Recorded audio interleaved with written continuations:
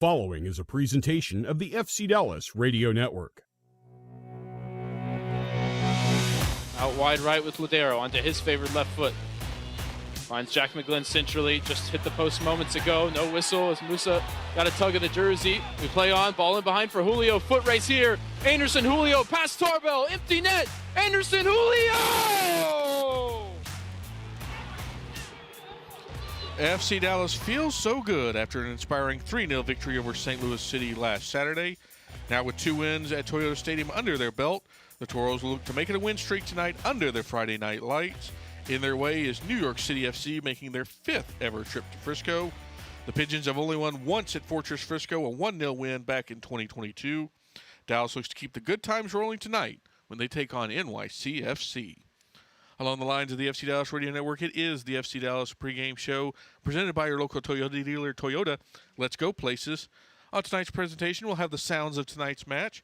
Your broadcast team for the evening, Ryan Figert and Steve Davis, will join me. We'll write down the important tactics and storylines for tonight's home matchup. But before we bring in the FC Dallas Insider, I do want to remind everybody about FC Dallas's efforts to help with the Central Texas flood relief. Obviously, our friends, families, and all the people affected down there are still struggling. But there is a way you can help. If you go to fcdallas.com, you'll find a link to the Dash Auction website where you can find game-worn and autographed jerseys from last week's big win. The auction ends tonight at 10 p.m. Texas time, so there's still plenty of time if you're within the sound of my voice to go there. You've got players like Osaze Urugide, you've got Pedro Musa, Martin Paz, Michael Colodi, all sorts of fun players. Anyone that was in the team last week is on there. They're game-worn, they're autographed. So go ahead, if you want, go see who's up there, see what their prices are, and let's bring those prices up to help our friends down there in Central Texas. Again, it ends at 10 p.m. tonight. Go to fcdallas.com. You'll find the link there. Or if you just type in Dash Auctions to your search engine of choice, it'll take you to the website, and it's front and center right there, one of the first things you'll see on their homepage. But now we bring in the FC Dallas Insider. It is Garrett Meltzer, 1/3 of the FC Dallas agenda. And, of course, he works on our halftime coverage, and man, the vibes are a lot better today than some of the last time we've done these games, are they not? Yeah, for sure. There's a certain first home win since March bounce around the team, as you'd expect. Because Dallas went through a really tough stretch. Four losses in a row that tied a club record, so it was difficult. But I will say the squad and the players themselves handled it quite well. They weren't as down in the dumps as you might fear going through a run like that. Eric Quill did a very good job of trying to keep the spirits up, trying to keep the team focused on the tasks at hand, and getting a 3-0 win at home for the first time in a few months. That felt good. So they're riding high right now, and hopefully they can keep it going. And that is a big difference, because last year Dallas had a bit of a downturn prior to the coaching change, and we're out at training a decent amount, and the vibes were not super great in the end times of the Estevez regime right before Luxen took over. But they were, under Eric Quill, even when things were bad, you never really felt that energy drop, and I think that's really a credit to how Quill has been managing the squad. It is, for sure. It's definitely a credit to Eric Quill. I do think there's also a point where, Nico Estevez was in his 3rd season. You're kind of towards the end of a cycle where you should be peaking, and that was, FC Dallas was doing quite the opposite. So you can kind of feel like, well, where are we going from here? Whereas Eric Quill has a little bit more money in the bank in terms of only being here for 6 months in, so you can still feel like, look, this is part of a whole roster overhaul. It's going to be some teething problems, as you'd expect. There's going to be some tough times, but we're building to something new and something better. So I think Quill was able to fall back on that a little bit, but also it speaks to his motivation, tactics, and abilities to keep the squad feeling good despite some tough results. But they were able to turn it around last week, and hopefully they can do that once more here. Well, the team looking to make it 2 in a row here at Toyota Stadium. It's Martin Paz in net, Osaze Urugide, Sebastian Biaga, Lalas Buvakar, Shaq Moore, Kaike, Ramiro, Josh Torquato, Patrickson, Logan Farrington, and Pedro Musa. And boy, does it feel nice to say Osaze Urugide's name in the starting 11. He's been out since May after that collision in Cincinnati with Martin Paz. We've seen him get some reserve time in the last couple matches, but he's back. He's ready to go. And that's going to be a problem for everyone across from him, because I'm sure the Osaze Urugide revenge tour is about to begin.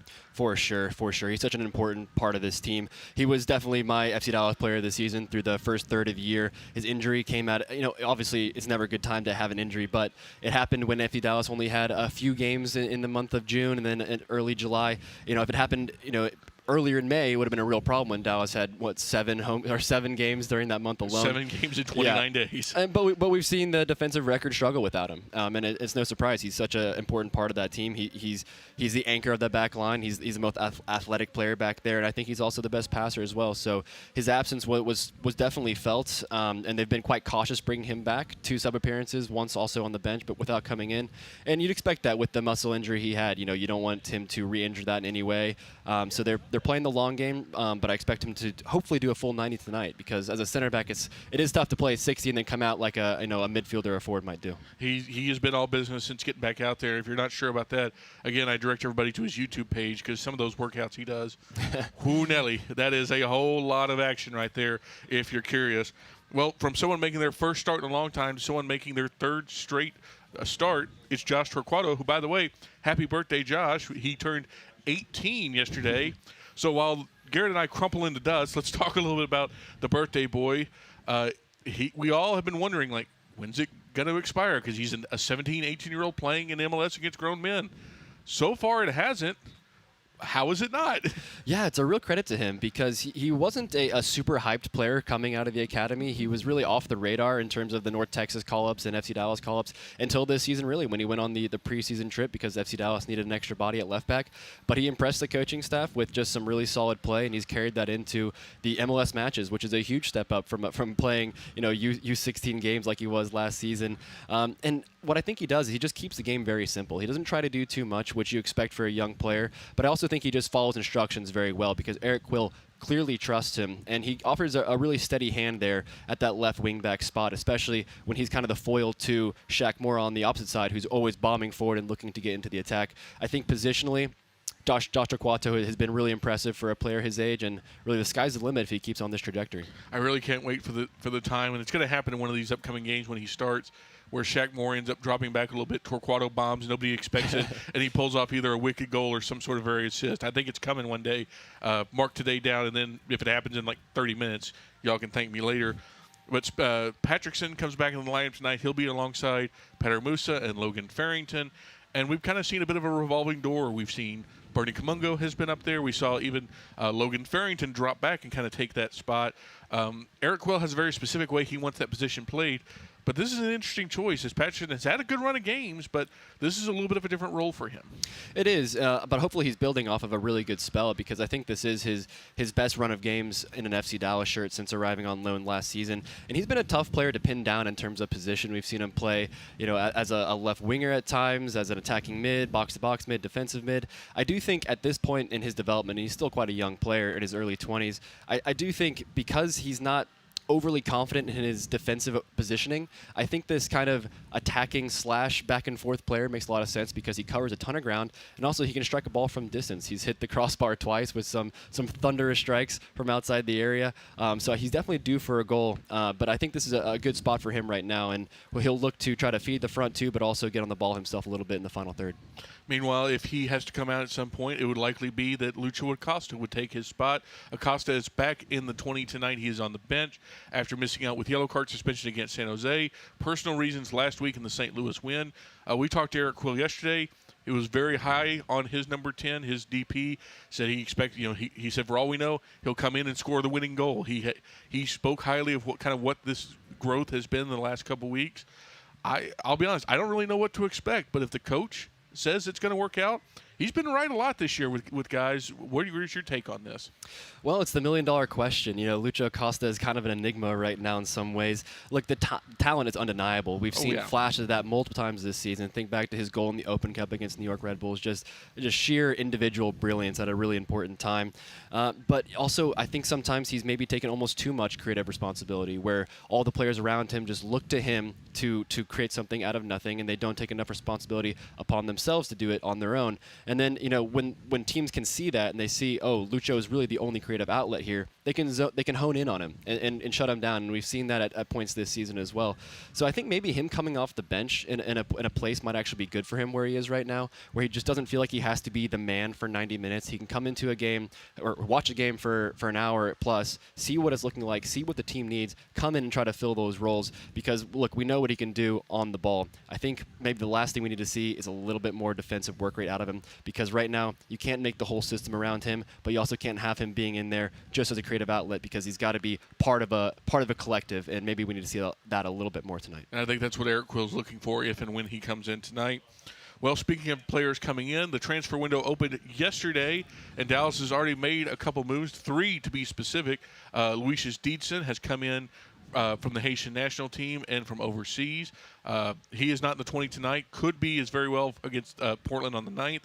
But who is tonight is Chris Kappas. He is in the 20 tonight, coming in from Viking SF in Norway. And also the man of the minute, Sam Sarver, this week's guest on the FC Dallas agenda. It was announced yesterday. He has not just a homegrown contract, a first-team contract. So he's got, for lack of a better term, a big boy deal. I think we're kind of getting an idea of what Eric Quill and Andre Zanata are looking for in the transfer market with these 3 guys, specifically the 2 they brought in and then the 1 they've elevated. Yeah, for sure. They wanted to bring in some extra verticality in Don Dietzen, Lucius Don Dietzen, which is a very strong name, by the way. Oh, so good. He brings verticality. He brings goals. Quite a good goal record in the Danish Superliga for his 1 season in top division, and then some good numbers as well in the 2nd division. He was there for a couple years.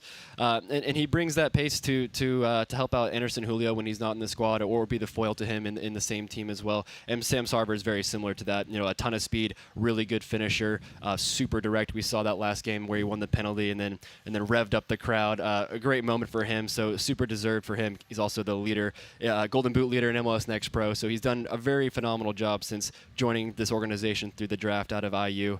And then Christian Kappas, and it is Christian, by the way. I checked with him yesterday. He prefers to go by Christian, okay, rather than Chris. So made that one. Had to make sure on that one.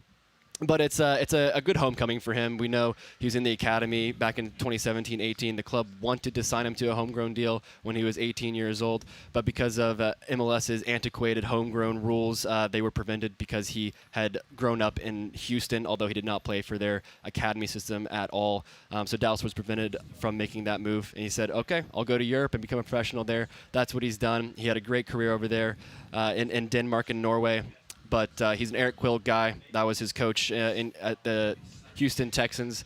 And Quill said, look, I want to get my guy back. Let's get him finally on the first team in Dallas. And then it's happened. So he was very happy when I spoke to him yesterday, and very excited to see what he can do finally playing on the Toyota Stadium field. And the breaking news there, Christian Kappas, not Christian Chris. Kappas. They even fooled the FC Dallas release because it has Chris Kappas on there. So for those interested, it's Christian Kappas who will wear number 12 tonight as he looks to make his FC Dallas debut. Well, let's talk a little bit about the opposition tonight. It is New York City FC. The Pigeons have flown in, and they're coming in not super great. Only 2 road wins, but granted, Dallas only has 2 home wins. But also the offense for Pascal Janssen has not been good. 11 goals away from home this year. They've been really good at their little baseball stadium, but when it comes to full pitch, it hasn't worked. So how can FC Dallas take advantage of a team that's going to be offensively challenged and without their best defender in Thiago Martins? Yeah, it's strange. It's like New York is a different team at home than they are away. I don't know why that could be. But I think their play style actually is quite a good fit for how Dallas wants to play. They want to have a good amount of the ball. They average the 6th most possession in the league, and they're high up in all the different passing stats around MLS. So, and I think Eric Quill's team prefers to play against that. I think they prefer to absorb pressure and attack in space, and there's going to be a lot of space on this very large Toyota Stadium field, unlike Yankee Stadium. So I think Dallas needs to use that to their advantage. This is their home. They're used to the dimensions of this field, whereas New York City clearly has struggled with that on their travels so far. So I think Dallas needs to just look at the counterattack, find Petter Musa, find Logan Farrington in space, let them hold the ball up, get runners beyond them, and look to attack that way. And it's worth noting only 1 win for New York City FC here in Frisco that came back in 2022. But that is Garrett Meltzer, who succeeds on any size field you put him on. You can find his work at FCDallas.com. Find him on the FC Dallas Agenda, which happens most every week on Wednesdays. And then you'll hear him on our halftime coverage tonight. Garrett, we will talk to you at the break. Thanks for having me, Sam. When we return here on the FC Dallas Pregame Show, we're bringing the sounds of tonight's match. You're listening to FC Dallas Soccer, presented by Toyota on the FC Dallas Radio Network. So, what'd you do this weekend? Well, just took the Tacoma off-road, deep into the woods, got to this hidden campsite only it could reach. Nice. I hooked up the boat to the Tundra and hit up the lake. Towed it like a pro. Had the whole lake to ourselves. Hey, wait, did I mention I went rock climbing too? Uh-huh, yeah, thanks to the Tacoma's crawl control. Well, sounds like we both had fun weekends. Mine was better. The Toyota Tundra and Tacoma are built for all the fun. Test drive at your local Toyota dealer or visit Toyota.com today. Toyota, let's go places. Feature availability differs based on trim. See Toyota.com for details. Want to hear something incredible? That's Eleanor. Just 10 hours after being born, Eleanor was airlifted to Children's Health and met by our expert team trained in cardiac and critical care. At 4 days old, she received a stent to help her heart pump blood to the rest of her body. And today, she's a happy, healthy 1-year-old. That's incredible. That's Children's Health.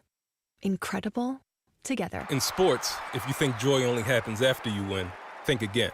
Look at the world's most successful athletes like Serena Williams, Brooks Koepka, and Alex Morgan. They don't spend all their days grinding away. They take time to enjoy themselves, like getting together with friends over a Michelob Ultra, because they know that happiness is the key to winning, and that joy is the whole game, not just the end game. Michelob Ultra.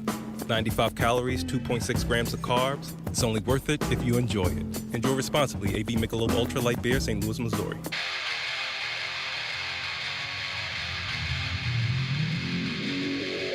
Hi everyone, it's Logan Farrington, and you're listening to FC Dallas Soccer on the FC Dallas app.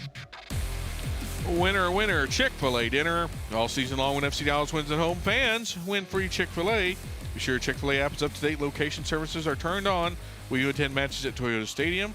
After the team wins, before you leave your seats, open the app to redeem the Chick-fil-A offer. Welcome back to the FC Dallas pregame shows. We're getting ready for FC Dallas versus NYCFC tonight, and it is presented by Toyota. In our next segment, Ryan Figert and Steve Davis will join me. We'll break down the starting lineups, the tactics, everything you need to know about tonight's interconference game here at Toyota Stadium. While we have a moment, I want to remind everyone about the FC Dallas Radio Network podcast feed, which you can subscribe to for free $99 anytime you want. Of course, the postgame show is there. It's been there for now in its 4th season. Highlights, stats, analysis, everything you need about the game that was in 30 minutes or less. It's the best recap you're going to get of every FC Dallas game that we broadcast, which coincidentally is all of them. So you can get that as soon as it finishes up live on the network. But then almost every week on Wednesday, it's been the FC Dallas agenda. Ryan, Steve, and Garrett bring you, big picture analysis, great interviews, fun topics, just everything you want about FC Dallas in roughly an hour. Just this past week, we had the man of the minute. It was Sam Sarver, the now first-team player, sat down with Garrett for about 20 minutes to talk about his journey all the way from 4 different high schools in Ohio to FC Dallas's first team. It's a great listen. We've had other people like Eric Quill. We've had Andre Zanato, Osazi Urugide, Petter Musa. Anyone who's anyone has been on the FC Dallas agenda. So if you want to listen to that and all the future episodes, here's what you need to do. Go to your podcast provider of choice. We're on every single one of them. If we're not on one, you tell us, and we'll get it on there. Type in FC Dallas Radio Network, hit subscribe so you don't miss any of our good, free content. But now it's time to get you the sounds of tonight's match, and this evening, it's from manager Eric Quill and defender Sebastian Ibiaga. They should feel good about that performance and the last 2, to be honest. So I like the intensity and the focus that the guys are showing, keeping their feet on the ground and grinding this week. So I expect the same type of performance, and they know it's at stake. So we this is the time. This is the time to push. I mean, we're still talking about our tactics. We don't know yet, but we've got different formations we're comfortable with. We played enough of, so if we need to pivot and do something else, we can do that. But personnel is, dictated on the training field.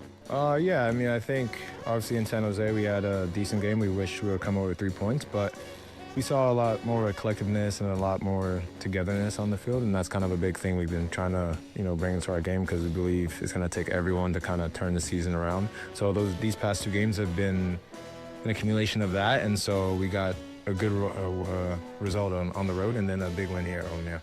Yeah, no, it's very important. Again, like back to the togetherness thing, it's about everyone understanding the role whenever they're called upon and rising up to the occasion. Like, Sarver coming in, getting a penalty for us, like that's big. And it's just little stuff like that I think if day in and day out we practice and we try to be better at, it will help us in the future. Not necessarily. I think it's like any other game, right? We want to get the 3 points. I want to get 3 points, and that's the main focus. Beating an old club is nice, but it still counts the same no matter what. So for me, it's the same focus going in, trying to get a good result and come out with 3. When we return here on the FC Dallas pregame show, Ryan Figert and Steve Davis join me to break down tonight's match. This is FC Dallas Soccer presented by Toyota on the FC Dallas Radio Network. UT Southwestern Medical Center in Dallas, Texas, where discoveries change lives. The spark of collaboration that fuels bold thinking in our labs. The spark of inspiration that motivates greatness in the next generation. and a spark of innovation that pushes the boundaries of today's care. At UT Southwestern, teamwork and talent combine to fuel discovery, education, and healing. UT Southwestern, the future of medicine sparks here. Welcome to the world of WinStar, the casino of FC Dallas, where 10,000 electronic games plus roulette, craps, and blackjack is just the beginning. Get lost in our 2-story luxury spa. Enjoy 36 holes of championship golf and catch the biggest names in music and comedy at the spectacular Lucas Oil Live, all just 1 hour north of DFW. So come live in the wild at the world of WinStar. In sports, if you think joy only happens after you win, think again. Look at the world's most successful athletes like Serena Williams, Brooks Koepka, and Alex Morgan. They don't spend all their days grinding away. They take time to enjoy themselves, like getting together with friends over a Michelob Ultra, because they know that happiness is the key to winning, and that joy is the whole game, not just the end game. Michelob Ultra. 95 calories, 2.6 grams of carbs. It's only worth it if you enjoy it. Enjoy responsibly. AB Michelob Ultra Light Beer, St. Louis, Missouri. Hi everyone, it's Sebastian Leggett, and you're listening to FC Dallas Soccer on the FC Dallas app. Welcome back to the FC Dallas pregame show presented by Toyota. We've got about 20 minutes from kickoff here at Toyota Stadium, so let's go ahead and bring you tonight's starting lineups, which this evening are brought to you by Advocare. We'll start first with the visiting New York City FC and first-year manager Pascal Jensen. It's Matt Freese in net for the Pigeons, Kevin O'Toole, Justin Hack, Micha Ilinich, and Taven Gray across the back line. Andres Pereira, Aiden O'Neill, and Maxi Morales in the midfield. Hannes Wolf, Alonso Martinez, and Johnny Shore up top for NYCFC. Now let's bring you the starting 11 for FC Dallas and first-year manager Eric Quill. Maarten Paas, goalkeeper, University of Amsterdam. Osaze Origide, centre-back, Netherlands, Nijmegen. Sebastian Ibiaga, center-back, Duke University. Lalas Abubakar, central defender, University of Dayton. Shaq Moore, right back, Fort Lauderdale, Florida. Ramiro Benetti, midfielder, Brazil. Kaique, midfield, Brazil. Joshua Torquato, left back from Brazil and America. Patrickson, mediocampista, Ecuador. Logan Farrington, striker, Racine, Wisconsin. Petar Musa, forward, from Zagreb, Croatia. Subs tonight for Dallas: Marco Farfan, Sebastian Leggett, Lucho Acosta, Christian Kappas, not Chris as we found out in our first segment, Siki and Sabling, Alvaro, Sam Sarver, Michael Colodi, and Bernard Kamungo. As we bring in the voices of tonight's contest, it's Ryan Figert and Steve Davis. And Steve, the big news tonight is big number 3 is back. Osaze Urugide, Dallas' biggest signing this offseason, I would definitely say best signing, is back in the lineup tonight. And I'm sure there's a lot of ways you can answer this question. What do you think his biggest impact is as he makes his first start since May? Well, hello, Sam. I will say that there is I'll start here. There's a different feel tonight. I think the team's headed in the right direction. I think there's a lot of things going on with the team that have a good positive feel to them, including Osaze Urugide being back in the lineup for the first time in really just about 2 months. We can do some things. We'll get into how that affects the team tactically and the knock-on personnel effect. But mostly, I just think that there's a lot of things right now the team can feel good about, and that's certainly one of them. And Ryan, obviously, the last time we saw Osaze, he was playing in a back 2 before he got injured. Since he has returned, he's now going to be the center, maybe not the center point. We'll probably see him somewhere along that back line in a back 3. How do you think, if at all, that's going to change how he plays, his effectiveness, or really anything about how he gets out there? Yeah, I think we actually might see him be more aggressive going forward with the ball because he does have the insurance policy of 2, true center backs next to him. When he's in the back 2, he needs to be there, an anchor back there to cover for the fullbacks, to cover for his center back partner. But with 2 other center backs in there, he can be adventurous with the ball, and we've seen his ability to drive forward with it, on the dribble, pick out nice passing lanes. It might unlock that part of his game as, in addition to what he can bring on the defensive end. Listen, Ryan, I'll tell you, I think exactly what you just said also applies defensively. When you have 3, you can be more aggressive because you, as you just said, same thing without the ball. You got extra cover. In fact, you really have to be more aggressive in a 3. Somebody's got to move off that back line and go chase a striker that pops into the half space. So, and that really plays to Uriguide's game. So I think it allows you to be a little bit more aggressive. We'll see, how far back they want to set that line tonight. I sort of feel like with Uriguide back in there, they might be tempted to move it up just a little bit higher because we know he has a recovery speed in case somebody gets in behind him. Well, speaking of aggression, let's go to the other side of the pitch and look up top. It's Logan Farrington, it's Petter Musa, and it's Patrickson deputizing in that third forward role. And we were having this discussion a little bit before we got started, Steve. We've seen some options. Bernard Kamungo has been up there. We've seen Lucho Acosta at times. But when it comes to Patrickson, he's in a bit of a good run of form right now, but what does he bring specifically to that spot next to the Moose and the Big Dog? Well, we're going to see. We're going to see exactly how they want it to function on the field. I think we have an idea of how they want it to function, but, game plans have that tendency to go out the window sometimes as the game evolves and depending on game state. But we know that he's got the technical ability. We know he can play.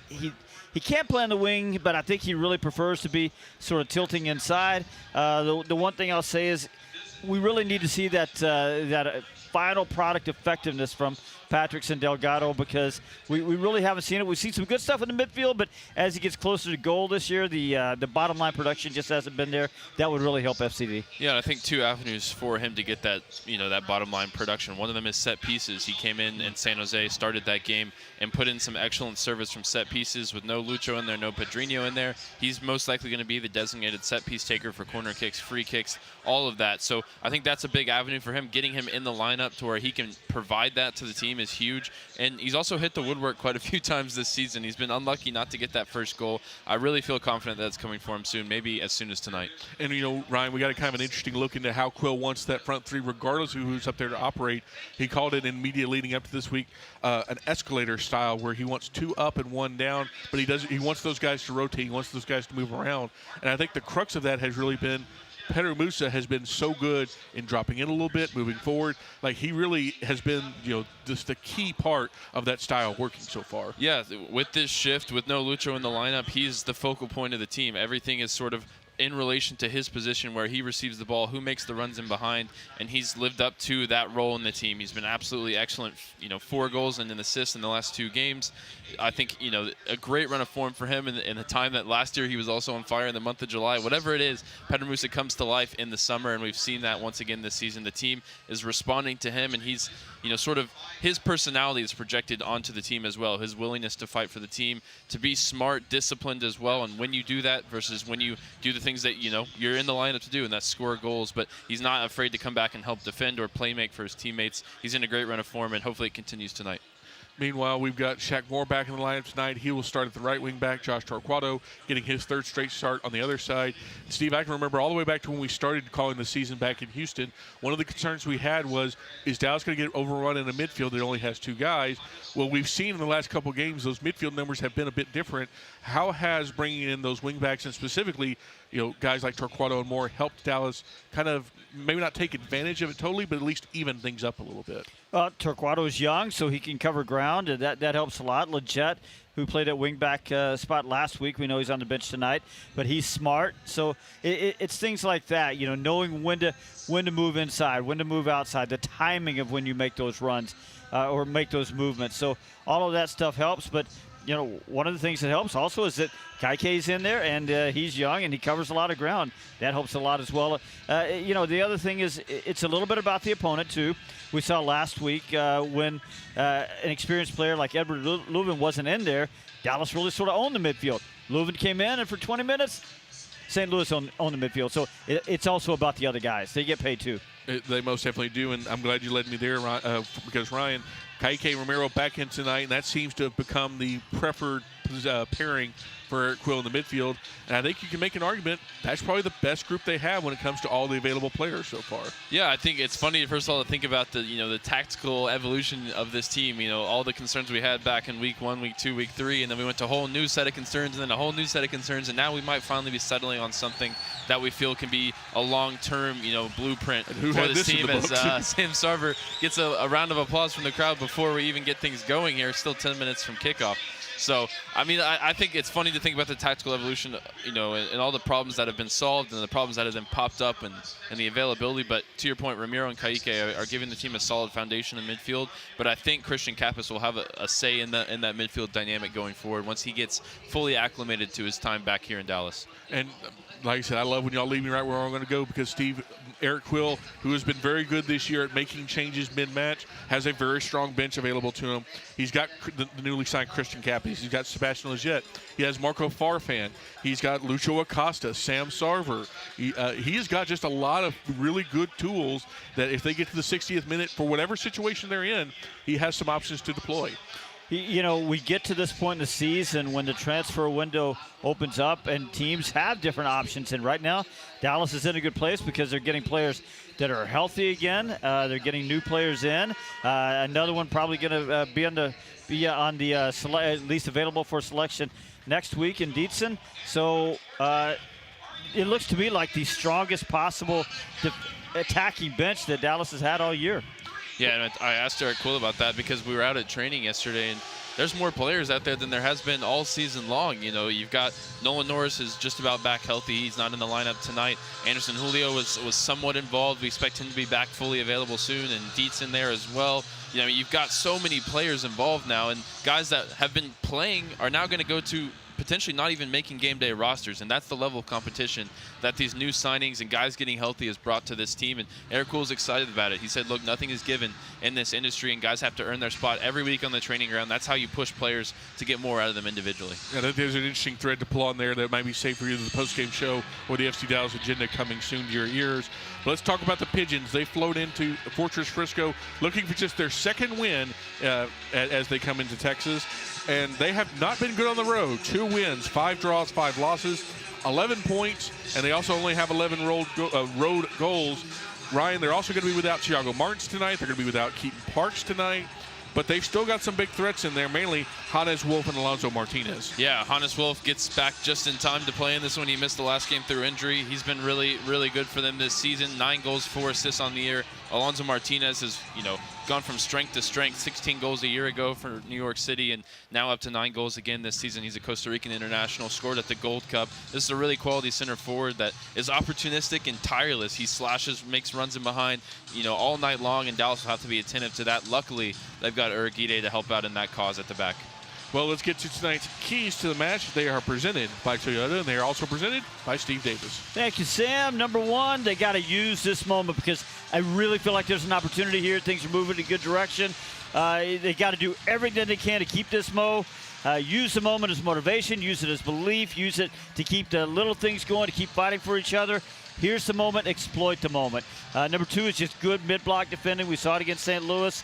I think the team has found its sort of best shape and form, that 5-man back line. We're going to see it again tonight.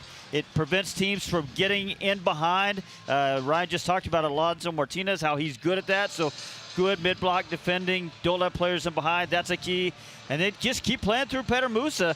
Early balls out of the back, early verticality. I know NYC is going to look for it. I still think it can work because Musa is good at it, because I think the team will continue to refine how they combine and play through Musa.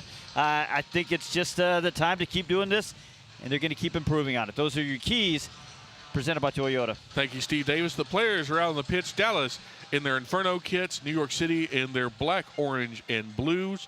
But before we take a break, let's throw it to PA announcer Chris Bukambuso for the hero of the match and the national anthem. Yeah.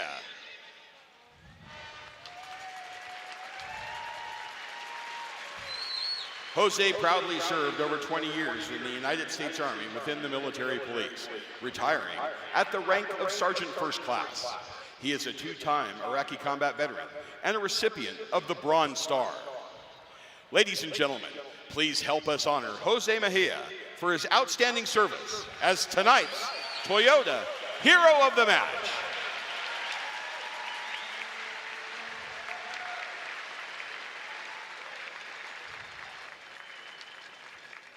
Fans, please rise if you are able and remove your hats for the national anthem of the United States, performed tonight by Ashley Salloway. Oh, say, can you see by the dawn's early light what so proudly we hailed at the twilight's last gleaming, whose broad stripes and bright stars through the perilous fight o'er the ramparts we watched were so gallantly streaming, and the rocket's red glare, the bombs bursting in air, gave proof through the night that our flag was still there. Oh, say does that star-spangled banner yet wave o'er the land of the free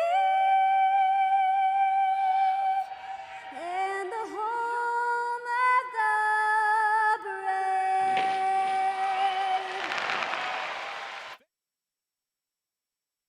So, what'd you do this weekend? Well, just took the Tacoma off-road, deep into the woods, got to this hidden campsite only it could reach. Nice. I hooked up the boat to the tundra and hit up the lake. Towed it like a pro. Had the whole lake to ourselves. Hey, wait, did I mention I went rock climbing too? Uh-huh, yeah, thanks to the Tacoma's crawl control. Well, sounds like we both had fun weekends. Mine was better.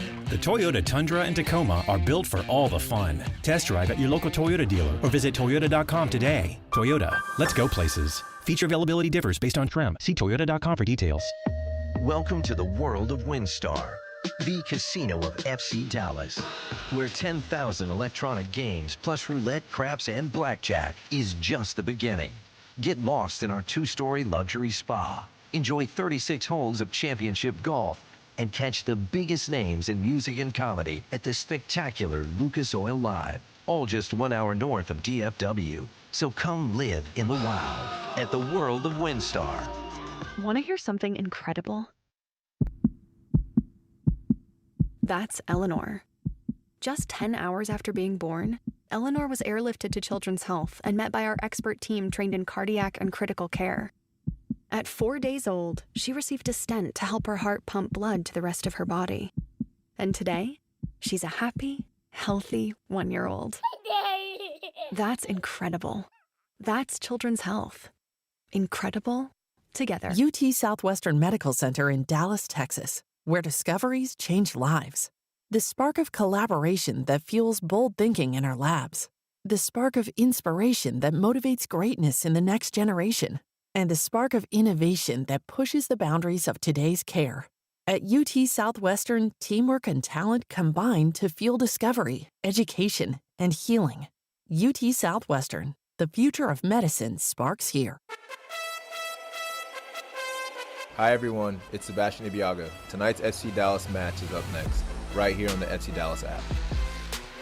Well, welcome to Toyota Stadium for some rare Friday night action for FC Dallas tonight. The Burn hosting New York City FC in the final cross-conference action of the season for Eric Quill's men.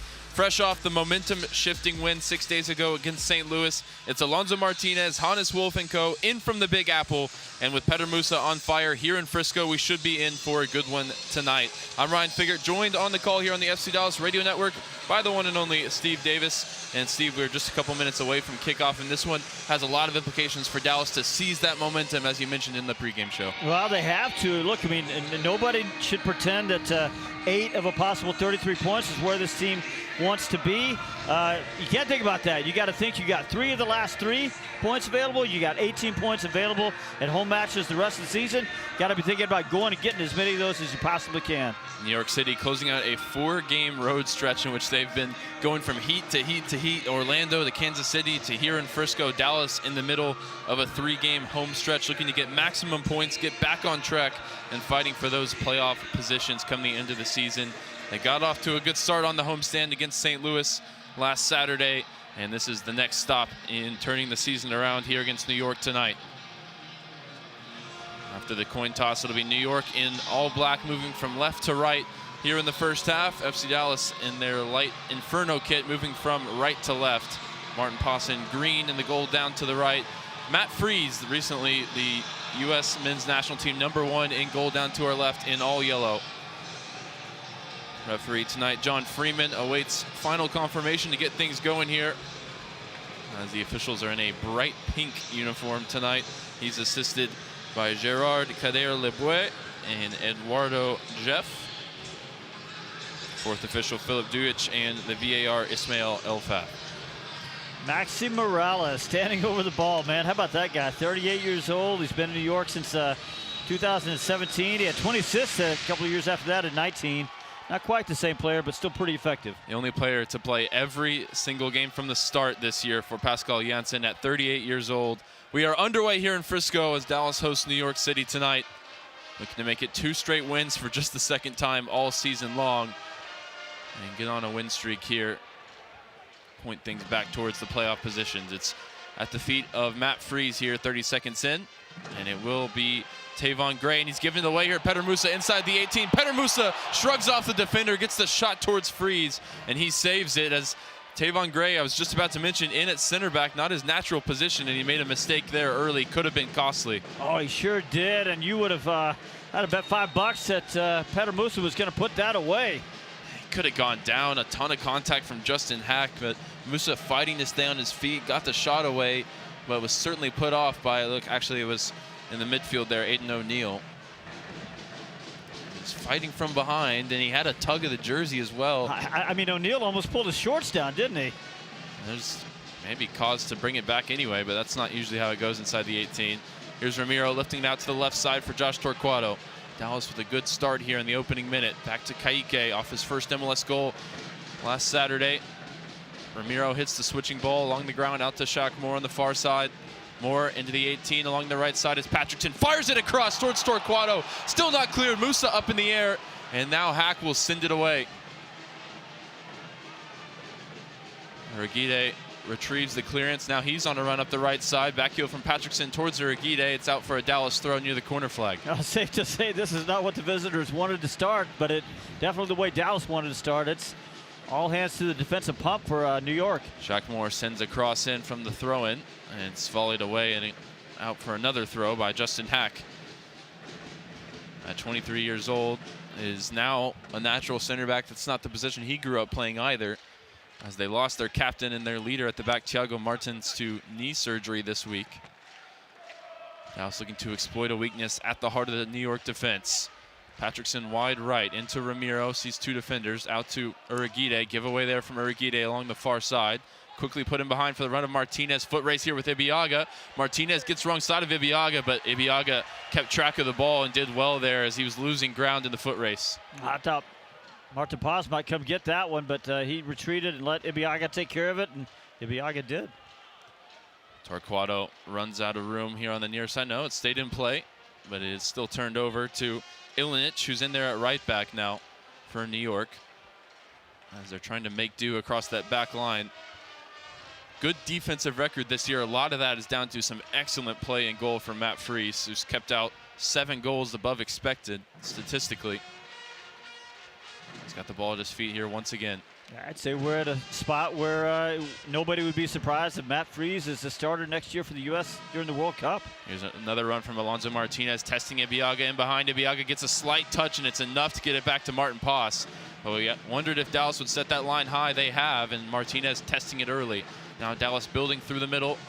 Lifted over the top for the run of Petter Musa. Battling with Ilinic. Musa goes down, waved up by John Freeman.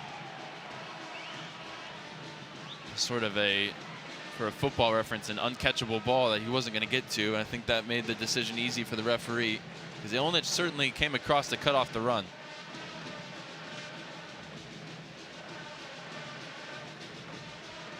Both teams with some testy moments in the back line here as we've played 4 minutes at Toyota Stadium. It's hard to say how, 97 degrees of kickoff, how that affects the game, whether it sort of tamps down the intensity or just kind of makes everybody mad and irritable. Justin Hack on the ball here, fires it across to Tavon Gray, 22-year-old, homegrown from New York City, now represents Jamaica internationally. Down the line to Ilnich, found some space here along the right side. He's got options in the front line to his left. At full speed, gets past Torquato with a 1-2. Torquato with a tug of the jersey, and it will be a free kick for New York City wide here on the right side.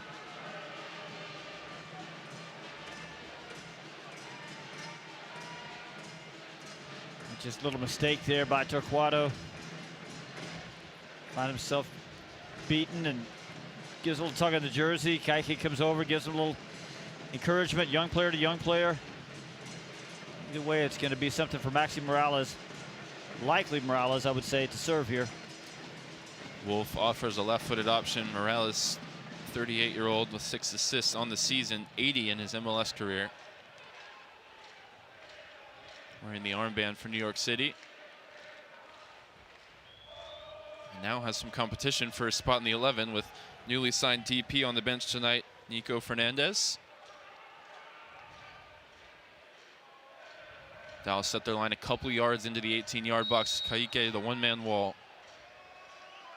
It will be Hannes Wolf in swinging towards the back post, headed away there by Logan Farrington. Second ball back into the middle, and the offside flag goes up.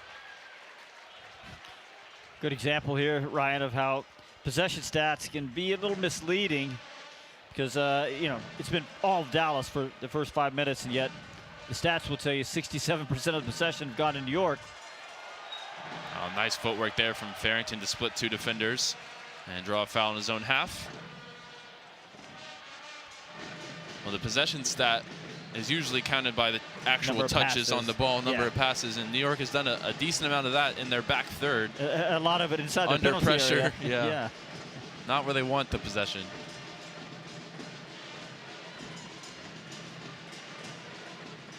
Ibiaga here, gonna go long and direct towards Logan Farrington, testing Gray again. Dallas definitely targeting the fullback, deputizing at center back tonight. He gets it back to Matt Freese. Fired out to Kevin O'Toole. Left back for New York, drops it off for Hack, whose clearance is blocked by Ramiro. Header won by Shaq Moore, corner the 18. Patrickson challenging forward. It breaks for Kaike now in the midfield. Back to Abubakar, and Abubakar had a bouncing ball to deal with and turned away from the pressure to go back to Martin Poss. Ibiaga out to Shaq Moore, now playing as a wing back. First touch popped up on him, so he'll lift it in behind with his second touch. It was a good ball, and Patrickson's won a corner after a good first touch, and he'll be the one to take it. Yeah, a real skill check there, but Patrickson sort of wide receiver-esque. Saw a ball come over his shoulder that it popped up and sort of brought it down nice and clean, and then deflects right off NYC defender. Rolls about 30-35 yards out for a corner kick. 7 minutes played. It'll be Patrickson with the first corner kick of the evening. Outswinger from the far side, right arm raised for the Ecuadorian. Whipped in towards the near post, off the head of Logan Farrington, up in the air and cleared away by Gray.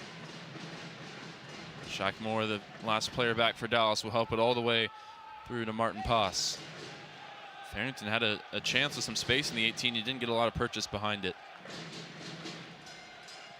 Now Poss will go long, again out to that right side. Patrickson challenging for it. O'Toole wins the header, knocks it down for Perea. Perea looks like he's setting up on the left wing with Johnny Shore in midfield. These two have been interchangeable at times this season.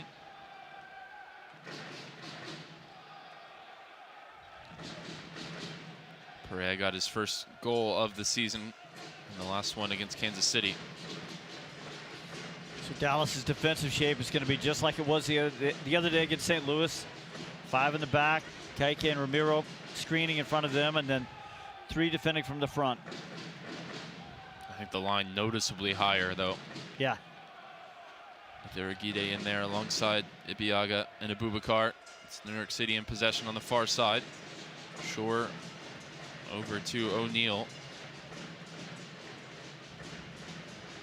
O'Neal, experienced Australian international, added to the team this offseason. Gray over to Justin Hack, who's finally broken through. He's been a signed homegrown player now for 7 seasons. This is the first time he's gone over 20 appearances in a year. Perea on it up the far side. 1v1 here with Urguide on the edge of the 18-yard box. Urguide goes to ground, blocks the cross, and was headed towards the corner flag. It will go for a corner. Nice 1v1 battle won there by the Dallas center back, but still something to deal with. Yeah, and usually center backs, they get pulled out that wide to defend. Not really in their best spot, but Urguide is one that can definitely defend out there. New York City going to crowd the 6-yard box here around Martin Poss. Everybody inside the 6 with 2 waiting outside the box. Everybody back defending for Dallas.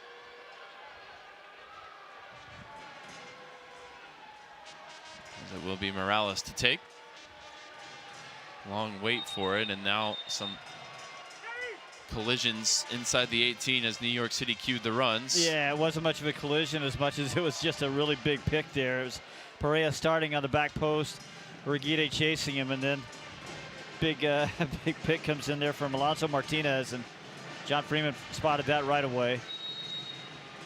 Freeman watching closely as this one's now swung in right into the danger area at the near post, and it's turned home. Jonathan Shore grabs his first MLS goal, and that one a sucker punch against the run of play to give New York the lead here early on. That's one thing Dallas is really good at for the first half of the season, and then the last few games we've seen some slippage in their set piece defending, and that's just a ball to the near post, and I think it was Logan Farrington that, it's Farrington that gets beat. He's up with Shore, but Shore has position there at the near post and just turns into a pretty routine play. Ball at the near post. If you get to it first, you got a chance to put it at home, and he did. Well, Dallas have conceded first in 17 out of 23 games this season now, in which there has been a goal scored.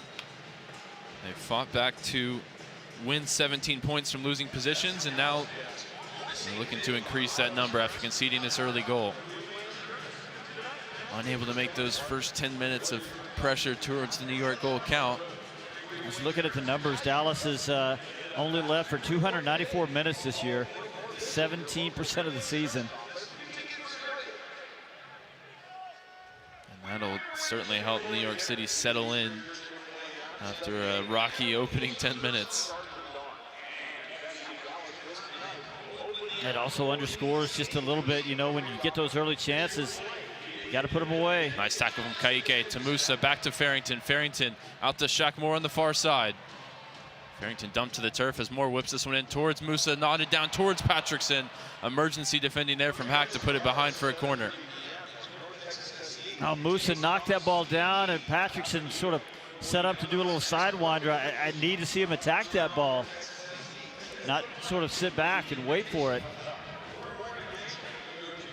He's across now to take the corner. Dallas having just conceded from a corner kick at the other end. Can they find the immediate response? 2 arms raised for Patrickson, whipped into the danger area towards Musa, out of the way there by Hack. Second ball, header won by Ramiro at the top of the box, and then volleyed clear by Tavon Gray. Jack Moore will put it out for a throw, prevent a counterattack. Shaq Moore is the protection on that last man back, and I like the decision there. Instead of trying to find a teammate or head it upfield, he just slams it right in over toward the 4th official and lets everybody get back and get into good defensive spots. Ilinich will take this throw from right next to Eric Quill on the touchline. Ka'ike tackling it off of Ilinich. Both players have gone down.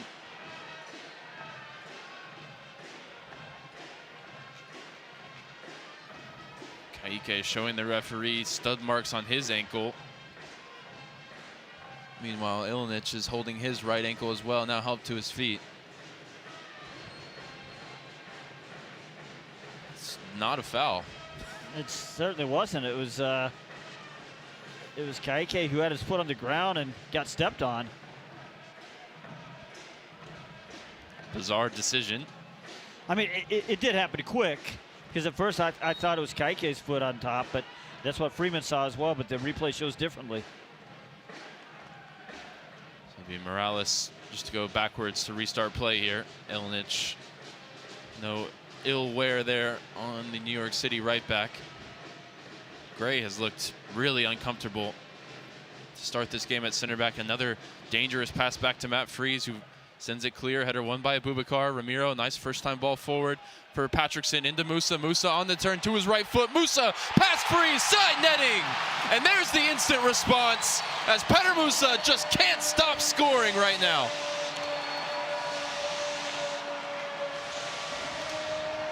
How about that? Petter Musa, 5th game, 5th goal in the last 3 games. Sort of thought as he took that ball from Delgado that maybe he was drifting a little wide, but you know what? If you can hit it with pace into that back post, past one of the best goalkeepers in Major League Soccer, more power to you. It's a pretty good little spin move too, because as he gets the ball from Patrickson Delgado, he's not really in the best spot, so he's got to spin pretty much 360, take it back over to his right foot, cross his body, back post. Oh, he's just so good, Steve. He's so clinical with every action, and he is absolutely on fire right now. 12 goals on the season, 5 goals in a week.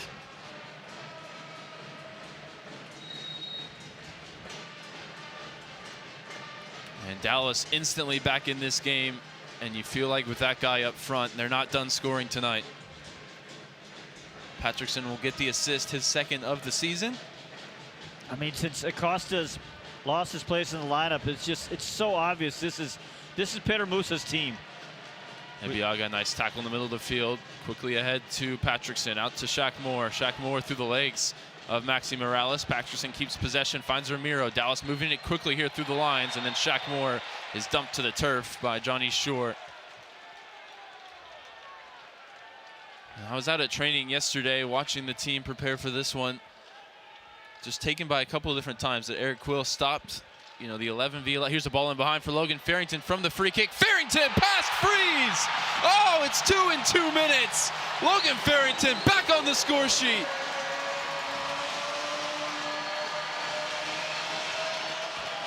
New York City asleep at the wheel on the set piece, and the big dog there to pounce. I was just about to say that Logan Farrington gets his 3rd goal this year on a good finish, but it's really because NYCFC just fell asleep. Now look, there's going to be a check here because it might be Ilinic on the way over right back that keeps him on side, but he was behind the rest of the NYC defensive line, so they will of course look at it, but I think Ilinic might keep him on side.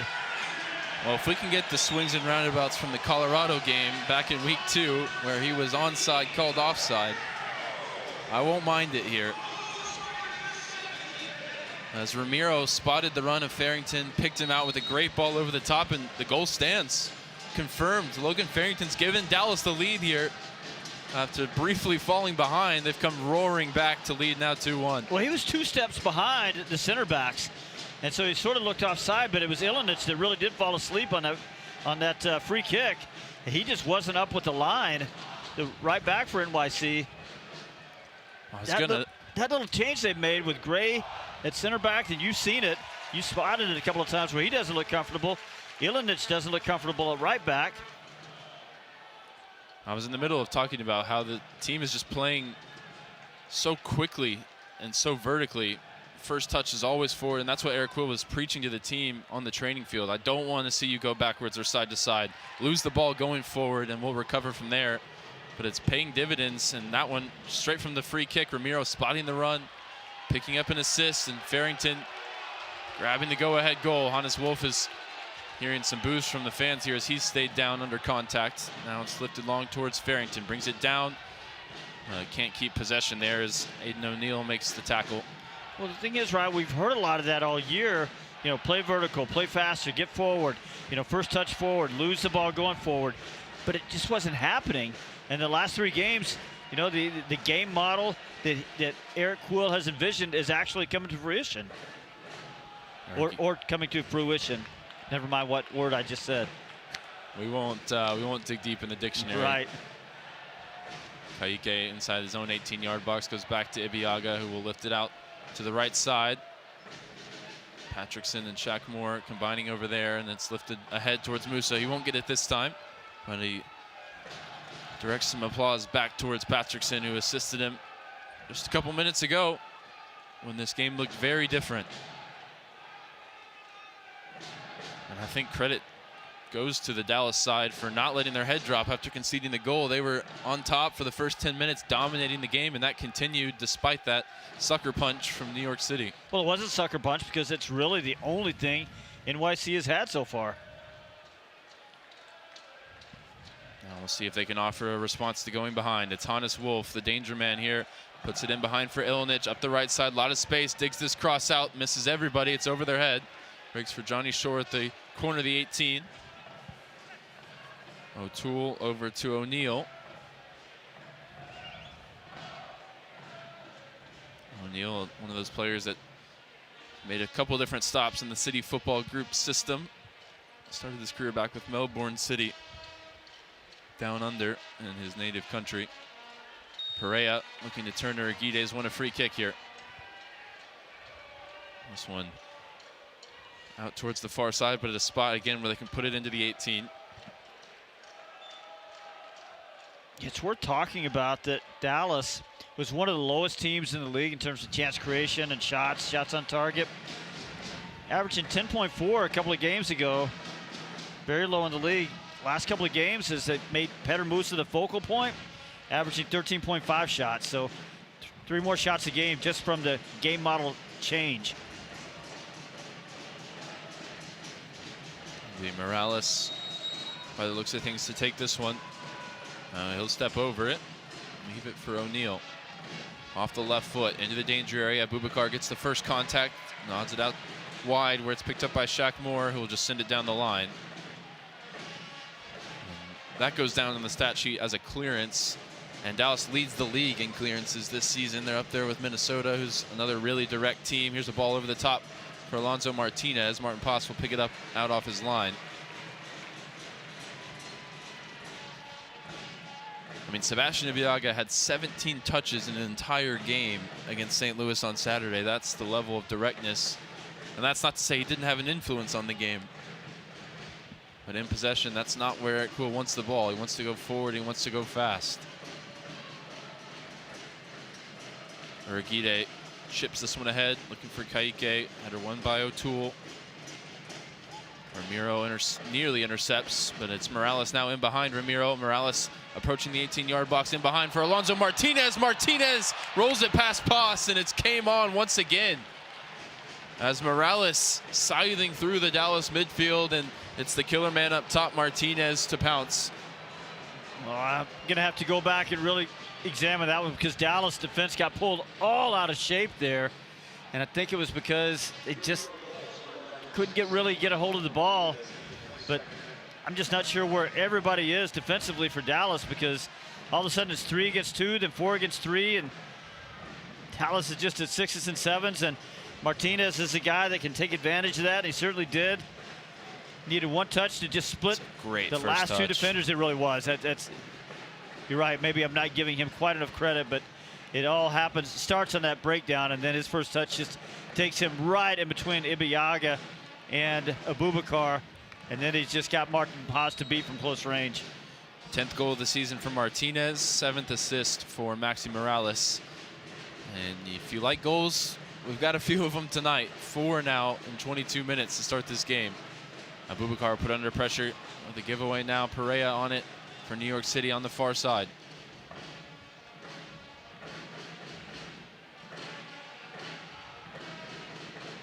Two really good goalkeepers tonight, with not much they could do on any of the 4 goals here in the first half. Torquato 1v1 with Hannes Wolf here on the near side. He goes back to Tavon Gray. Well, neither of these teams are high scoring. You would have picked you would have put 4 goals on your bingo card in the first 23 minutes. O'Neal wide for O'Toole. Back to O'Neal again. Dallas now defending deeper, conceding that second goal. It's wide with Wolf. 1v1 here with Torquato. Austrian Trying to turn past Torquato, gets wrong side of him, and a yellow card quickly out for Josh Torquato. And another dangerous free kick coming. It's been a little bit of a difficult start to the game for Torquato. He's matched up with a really good winger tonight. We saw him really nullify Espinosa's impact in San Jose, but Wolf seems to have gotten the better of him one too many times for the referee's liking now. And now he's carrying a yellow card. He's got to be more careful, and this is where you talk about it's good having Marco Farfan available off the bench. I think they want to go to him this early, but at some point in the second half, I think we'd see that switch. Torquato will be part of the two-man wall here. Dallas set the line right on the penalty spot. Morales or Wolf to take.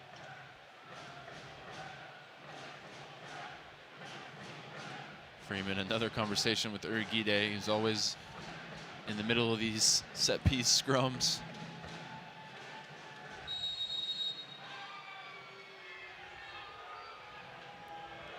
Morales with a long wait here, now lifts it into the box towards the back post. Hack fighting for the header, gets it back into the middle, and a shot on target is deflected away by Sebastian Ibeaga. Dallas one more time, not the best on their set-piece defending right there. Got to tighten that up. 25 minutes in, 2-2 your score. New York City with the opener, Dallas with 2 straight. And the most recent goal from Alonso Martinez means we're back where we started, all even.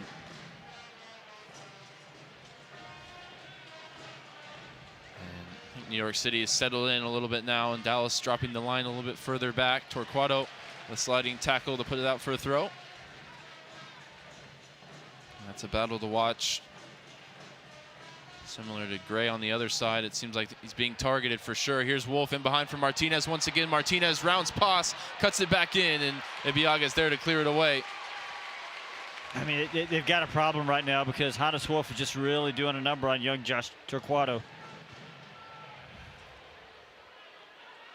Ilinic takes the throw. Patrickson back helping out defensively. Kaique is going to come away with it into the feet of Musa for Patrickson. Back for Torquato, who will send it down the line. Unable to pick out a teammate. It's turned over to New York. And in the build-up to that second goal for New York, Kaique had gone really high and wide, and he wasn't there to help out when New York City went cutting right through the middle of the field. He did it again there. I wonder if that is something they're asking him to do, or if they need him to be a little more disciplined in there alongside Ramiro. Well, that's one of those things where it's maybe not even as much Kaique's fault as Ramiro's. I know it's a lot asking of Ramiro, but he's got to direct young Brazilian. Ilinic into Morales, goes for the 1-2, gives it away. Now Kaique brings it forward. Out towards Logan Farrington, settles it on the halfway line. He had Logan Farrington in a really good spot if he'd spotted him earlier. Possession now with Dallas moving it across the back line. Patrickson in midfield over to Kaique. Back to Patrickson, who's got an assist here in the first half. Torquato just struggling right now to have an impact and didn't have an option with that pass. Puts it straight out for a throw. At 97 degrees at kickoff, I think we're getting close to the hydration break that I would have to think is coming. It'll be an interesting talk for both coaches. Who's going to be more pleased? I mean, both coaches obviously with a lot to fix as well as a lot to praise. Ilinic on it. Down the line for Wolf. Back to Ilinic, too much on it. Kaique intercepts. Into the feet of Musa. Musa out wide for Patrickson. Back to Torquato. Martinez now putting the pressure on Abubakar, able to turn and get it back quickly enough to Martin Paz.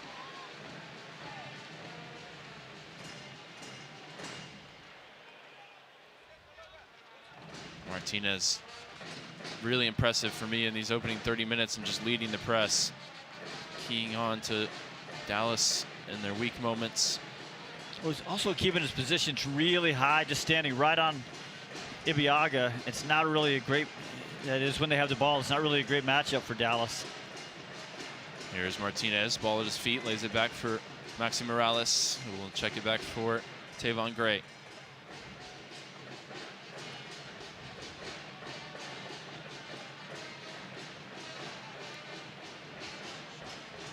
Dallas setting their line about 20 yards outside the 18-yard box here. As New York City build up in the middle third. Maxi Morales able to get turned and fire it out to the far side. Shaq Moore easily there to intercept. Now in the midfield for Ramiro. Kaike. Back to Ramiro, over to Abubakar. Now Ramiro able to get turned, sees the run of Torquato here on the near side, lifts it over the top. Ilnich is alert to it, gets there first, and gets it back to Matt Freese.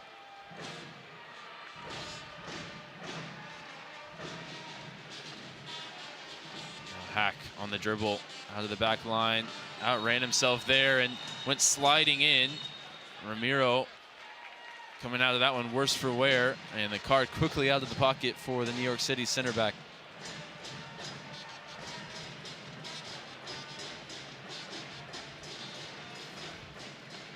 Well, 2026 season tickets are on sale now. They're the best way to experience FC Dallas soccer, from a complimentary MLS season pass subscription to discounts on concessions and much more.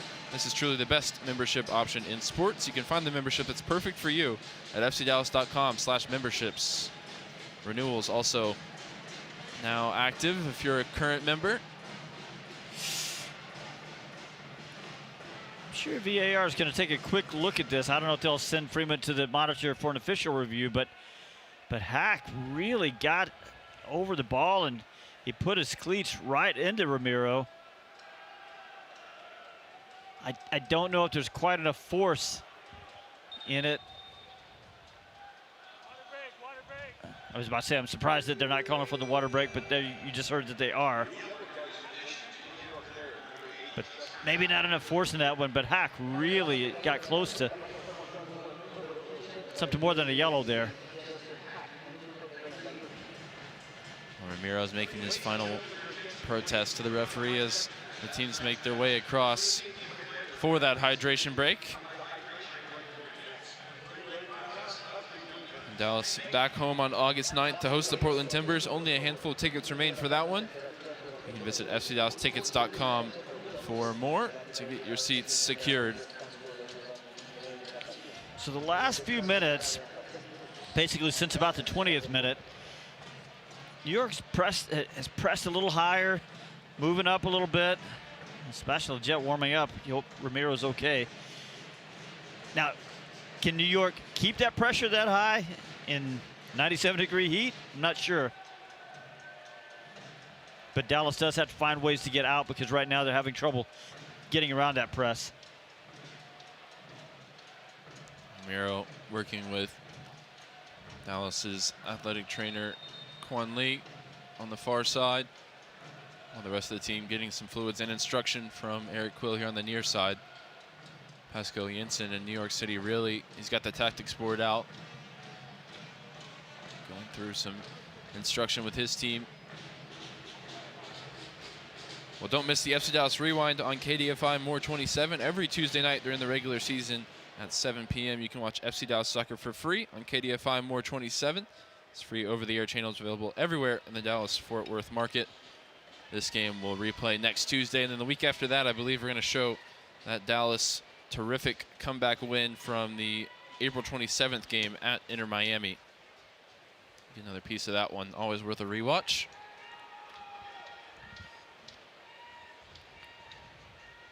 Looks like Ramiro's going to be okay, walking a little gingerly, but going to stay in the match. We'll restart play with a free kick just into the New York City half. On the far side. 2-2 your score here, 33 minutes in. Now, Ryan, you wonder what instructions during that water break were given to Josh Torquato over there, because he's just getting caught the wrong side of Wolf a little too often. I'd like to see them switch Abubakar and Urquide over just to bring that support. Not a lot going on the left wing, and Andres Perea not really a vertical threat for New York on that side. They may well have done it. We won't see yet, as they're sending the center backs forward for this free kick. New York City setting a very high line here, 40 yards from goal or so. Patrickson standing over the free kick. Patrickson whips this one in. Urguide wins the first header, gets it towards goal, but off target from just around the edge of the box. I wonder if he was trying to put that back across where Musa and Farrington were lurking, or if he's trying to direct that to goal. Hard to say because there was something in between. No switch in the back line for now. Urguide on the right of the back three center backs. New York City want to go short here from this goal kick to resume play. Hannes Wolf on the right side for NYC is just keeping his position so wide, and it's just isolating him over there against Torquato.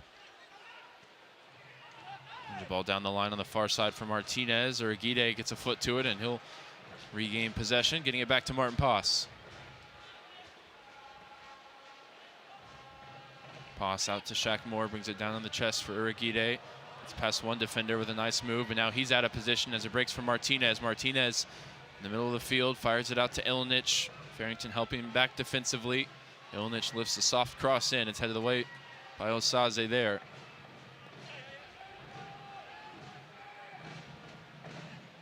Andres Pereira back to O'Toole in the midfield for Morales. 23 of 23 starts this season at age 38. I think we've seen Osaze at his best so far, which, you know, first start in 2 months. Sort of playing a little differently now, 3 in the back against 2 center backs before. Playing on the right side where he's mostly playing on the left side before. So a lot to ask of him. Pereira back to O'Toole. Dallas stepping the lineup towards halfway. Tavon Gray in towards Wolf. Wolf unable to control it, and Ibiaga will recover possession now. Frantic energy of the opening half hour. Slowed down a little bit here post-water break, as it was probably always bound to do. Martin Pass going direct towards Farrington. Farrington wins the header towards Musa. Musa taking it down on the chest now centrally. Skips between 2 defenders, still on it now. Petter Musa goes down and thought the whistle would come and never did, and now does against Kaique. Musa was definitely looking for the bailout foul there. Well, he not for the first time tonight, stayed on his feet when he could have easily gone down for a foul, and then once he realized he didn't have anywhere to go with it, tried to take the foul then.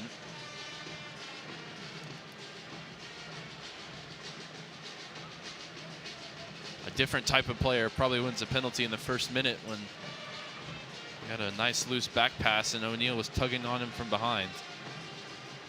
Instead had his shot saved by Matt Freese. I mean, it's hard though because he is a big, strong guy, and you know, if you go down easily there, then you know, because you're a big, strong guy, it might look like you're going down easily, and you don't get the call. Well, Farrington certainly made a nice roll out of winning fouls for this team with a pretty big frame of his own. Yeah, but there's some that he doesn't get because I think the reputation is there. Here's Hannes Wolf up against Josh Torquato on the near side. Down the line for Ilnich on the overlap. Ilnich, early cross in. Ibiaga wins the first header, breaks for Wolf. Wolf across the edge of the box. And Ramiro and Kaique combining inside the 18. Now Ramiro sends it clear. Possession stays with New York. Pereira on the far side. Pereira there just easily gives it up to Shaq Moore, but then quickly onto it is Johnny Shore. Combination at the top of the box. Ibiaga steps in to break it up. And now Farrington can run for the hills on the far side. Match up here with O'Toole. Farrington couple step over, slips past O'Toole with ease. Logan Farrington a one-man counter attack here. Now he wins the foul. Great work there from Logan, who's on the score sheet already tonight. It was actually Alonso Martinez. Mentioned his engine and industry in the front line. He's the one that ends up committing the foul here, tracking back. Yeah, and the speed, the closing speed there by the center forward to get back. And Farrington doing just what you were talking about a second ago, and that was not him going down easy. That was him understanding the pressure was coming over his left shoulder, takes one step, does exactly what you should do, gets in front of the defender, in this case the striker, trying to defend, and he just got barreled into. This one closer to goal for Patrickson. He's got the targets to aim at. The center back's waiting 20 yards from goal at the backside. 2 arms raised for Patrickson.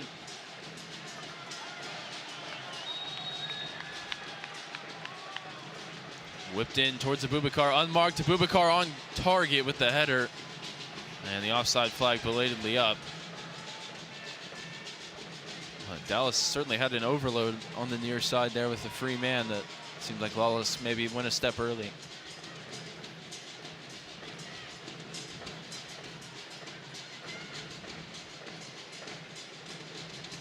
Five minutes plus a good amount of stoppage time to play here in this first half with the water break and 4 goals.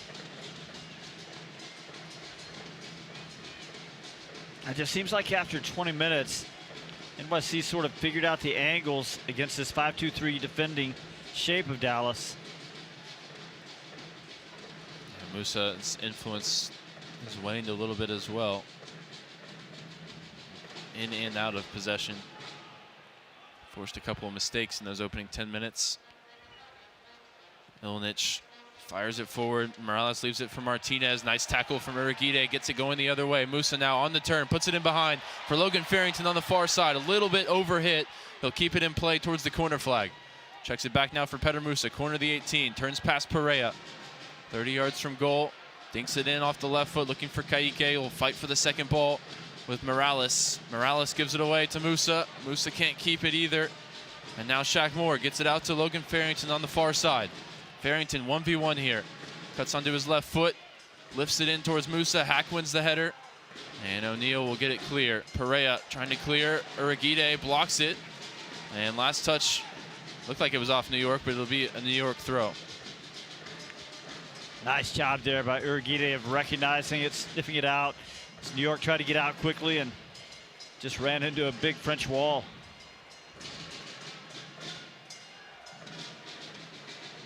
Very chaotic sequence there, all keyed by Uragide back in the lineup tonight. Here's Hannes Wolf again, this time matched up with Abubakar. Kaique across the help, it's back from Morales. Morales out to Ilinic. Ilinic chopping back, and Patrickson gets there first. Clearly off of Morales last, but it's going to be a New York throw. Right in front of Eric Quill, is not best pleased with Freeman tonight in the middle. I think the referee's assistant had it right, going Dallas's way, and Freeman overruled him.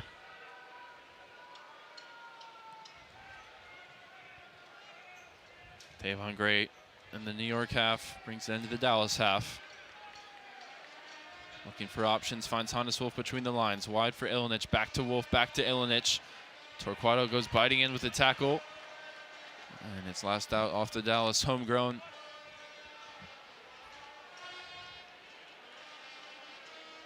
A little bit worried about Torquato with the yellow card because he hasn't really changed his aggressive front-footed defending.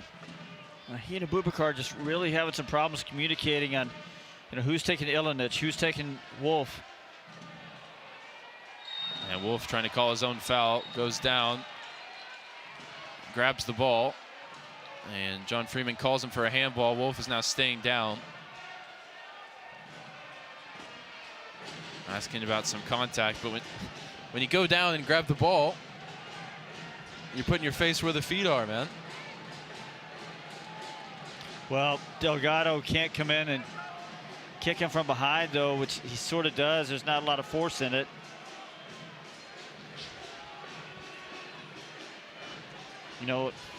I get it. Delgado is a little frustrated there, but you're giving the referee and the VAR a decision to make when you do that, so he's got to be careful.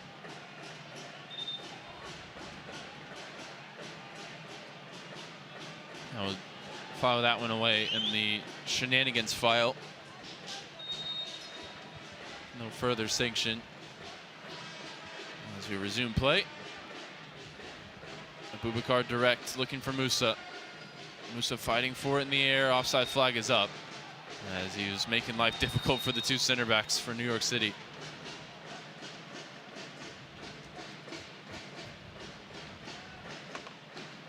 We mentioned in the pregame show, a lot of good options on the Dallas bench tonight. Marco Farfan, Christian Kappas could make his Dallas debut. Sebastian Leggett, Lucho Acosta, Sam Sarver. options in all different positions for however Eric Quill wants to try and affect this game. I think it's going to come down to what Eric Quill and his coaching staff deems that the team needs at whatever point. You know, even if they're chasing a goal, you know, do they need energy? Sam Sarver. Do they need creativity? Lucho Acosta. Do they need stability? Sebastian Lletget. Time in possession right now for O'Neal in the middle for New York City as we approach the end of the 45 minutes. It'll be O'Toole to bring it forward on the far side. Checks it back for Johnny Shore, who opened the scoring off a corner kick 10 minutes into this game.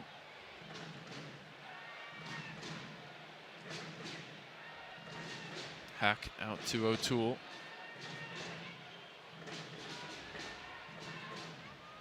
Another team really pushing the envelope in these final 5 minutes. It's going to be Hannes Wolf as the board goes up with 7 minutes added on. Ilinic and Wolf again making mischief up this near side. Ilinic, cut back ball looking for Martinez. Ka'ike with a sliding intervention. Ibiaga gets it clear. Clattered as he did so, but his pass found Logan Farrington through the middle. Right, Dallas has to make a defensive adjustment because with just the two screeners, I'll let you take it. Here's a Boubacar again over the top for the run of Petar Musa. Frees out off his line and got the timing right. I think it was a well-timed run from Petar Musa on that one. Good moment from Frees. Oh, and Torquato has just been called for an egregious foul. Clearly got a big chunk of the ball there against Hannes Wolf. Luckily, nothing more than a foul for Freeman in the middle. So the 5-2-3 defensive shape as Ilinic and Wolf go high on the right side. It's 2 against 1 every time against Torquato. Delgado just can't get over there quickly enough, or one of the defensive midfielders can't. Here's Martinez in along the left side. Urguide defending corner of the 18. Martinez to Morales. Now O'Neal from distance, shot blocked by Ramiro and the Boubacar. Now Ramiro turns well out of pressure, finds Musa, and Patrickson's fouled immediately by O'Neal. Gets the ball rolling quickly out to Ramiro. Space on the far side for Shaq Moore to bring it forward. 3 runners to his left. Shaq Moore goes for the cross in towards Petar Musa. Musa off the head, looking for a second goal here in the first half, but he nods that one off target. You know I love an early cross, Ryan Figert. That was a good one from Shaq Moore. He's 45 yards out, but he sees a good, strong run from Petar Musa. Petar Musa frees himself up, creates a little bit of space right in front of Tavon Gray. Takes one quick little step toward the back post and gets in front of him, and just can't direct the header into the place he wants. I wonder if he had it back, if he'd try and take it on the chest instead, like we know he's so good at doing, and just bring it into that space to get the shot away. But if Dallas can turn the pressure back towards the New York end in the second half, just don't have a lot of faith in Hack and Gray as a partnership against Petar Musa tonight. But since that second New York goal, a lot of the pressure has been towards the Dallas ender, just sort of nullified in the middle of the field. Yeah, now New York hasn't turned it into a whole lot. Boubacar driving forward out to Josh Torquato, wide left, and Torquato with a loose touch straight out of play. Hasn't been his half after some strong starts to his MLS career. Sort of saw this with someone like Alvaro earlier in the season. You get a good couple of games, show that you can compete at this level, and then you have your welcome to MLS game. I think that's been the first half for Josh. No, it has, but again, I think it's a good, smart tactical ploy from NYCFC, because they're giving the youngster a lot to deal with over there. Good pick out there by Pascal Janssen. Dallas has Marco Farfan on the bench. They need him in the second half. It's wide again here on this near side with Ilinic. Ilinic back for Tavon Gray as we've played half of the 7 minutes added on here in the first half. If you're watching TV right now, listen to the simulcast, you'll see 2 players on the right for NYC, and Ilinic now moving inside, but there's always 2 against 1 over there with Torquato. Martin Poss launches it long towards Musa. Header won by Hack. Appeals for a handball, not given. New York in possession in their own half between the center backs. New York, one of the top teams in the league in terms of average possession, so no surprise they've seen a good amount of the ball here.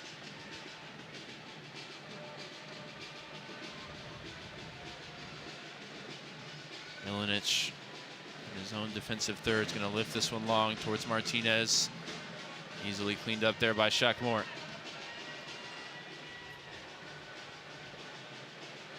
Moments of half danger and concern, but not a ton outside of the 2 goals for Martin Paz to worry about.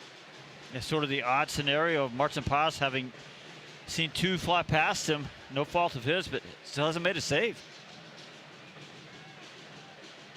2-2 here in first half stoppage time. Pass over to Ibeagha. Back to Martin Paz. Yeah, still a couple of minutes left to the 7 minutes of added time. Long towards Farrington, brings it down on the chest, looking for Shaq Moore. Last touch is out off New York City. It'll be a Shaq Moore throw.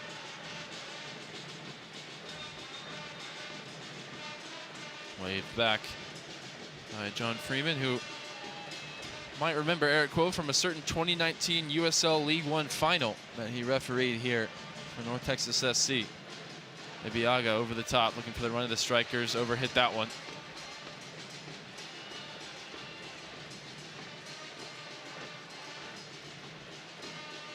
North Texas SC in action tomorrow. Campeón de Campeones come out to Toyota Stadium in support as the MLS Next Pro reigning champions are fighting for another trophy. Ibeagha, first time ball out to Josh Torquato. A lot of space for him here on the near side as he settles it at his feet. Out to Ka'ike, making the overlapping run. Ka'ike sees some space for Logan Farrington. Farrington now corner of the 18, has it, gets turned, finds Ramiro. Ramiro, ball in behind for Shaq Moore, and that one well intended, just off the mark. As Shaq Moore realized he was covered up, darted in behind, and Ramiro just put a little too much on the pass. It's kind of weird though, it's like Shaq Moore didn't read the pass angle correctly at first. He sort of took it 2 steps inside first, whereas if he just sort of made the run to the end line, I think he gets to that ball. Final minute here of first half stoppage time. Freeze will send this one long.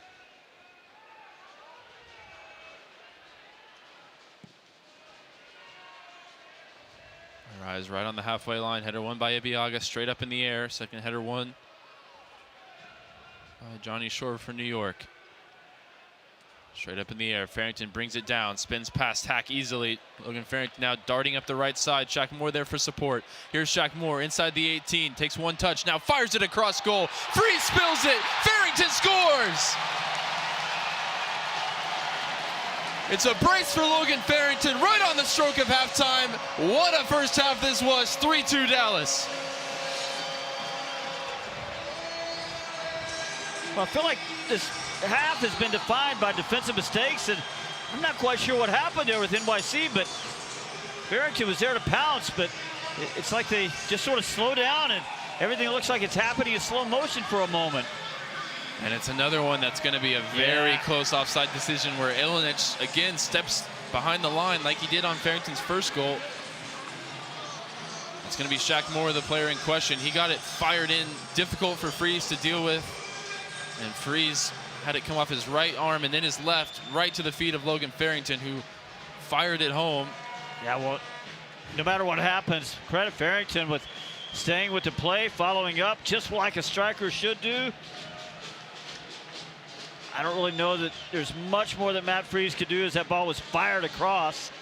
He got a right hand off and then it bounced off his head.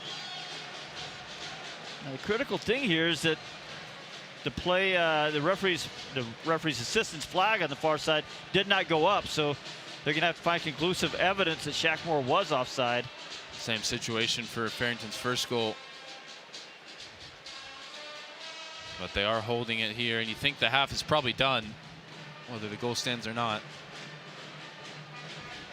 Well, Doug, going back to the through the stacks, we haven't seen a 5-goal half this year at Toyota Stadium. I don't know if there's going to... Goal stands. 3-2 Dallas going into halftime as the referee blows the whistle. A lot to talk about in this one. 2 goals past Martin Poss, 3 goals past Matt Freese, and it's the home side who lead after going behind early. And Steve, a lot to break down at halftime, but your initial impressions of what we've seen from Dallas coming off of that big performance last weekend? A couple of moments of defensive inattention cost them, but look, you got 3 goals and a half. I mean, that's what a team in a good moment does. You make a mistake or two, but you make up for it on the other end. Petar Musa on the mark, Farrington on fire, and we'll talk about it on the other side of this break. You're listening to FC Dallas Soccer here, presented by Toyota on the FC Dallas Radio Network. So, what'd you do this weekend? Well, just took the Tacoma off-road, deep into the woods, got to this hidden campsite only it could reach. Nice. I hooked up the boat to the Tundra and hit up the lake. Towed it like a pro. Had the whole lake to ourselves. Hey, wait, did I mention I went rock climbing too? Uh-huh, yeah, thanks to the Tacoma's crawl control. Well, sounds like we both had fun weekends. Mine was better. The Toyota Tundra and Tacoma are built for all the fun. Test drive at your local Toyota dealer or visit Toyota.com today. Toyota, let's go places. Feature availability differs based on trim. See Toyota.com for details. UT Southwestern Medical Center in Dallas, Texas, where discoveries change lives. The spark of collaboration that fuels bold thinking in our labs. The spark of inspiration that motivates greatness in the next generation. And the spark of innovation that pushes the boundaries of today's care. At UT Southwestern, teamwork and talent combine to fuel discovery, education, and healing. UT Southwestern, the future of medicine sparks here. In sports, if you think joy only happens after you win, think again. Look at the world's most successful athletes like Serena Williams, Brooks Koepka, and Alex Morgan. They don't spend all their days grinding away. They take time to enjoy themselves, like getting together with friends over a Michelob Ultra, because they know that happiness is the key to winning, and that joy is the whole game, not just the end game. Michelob Ultra. 95 calories, 2.6 grams of carbs. It's only worth it if you enjoy it. Enjoy responsibly. AB Michelob Ultra Light Beer, St. Louis, Missouri. Hi everyone, it's Petar Musa and you're listening to FC Dallas Soccer on the FC Dallas app.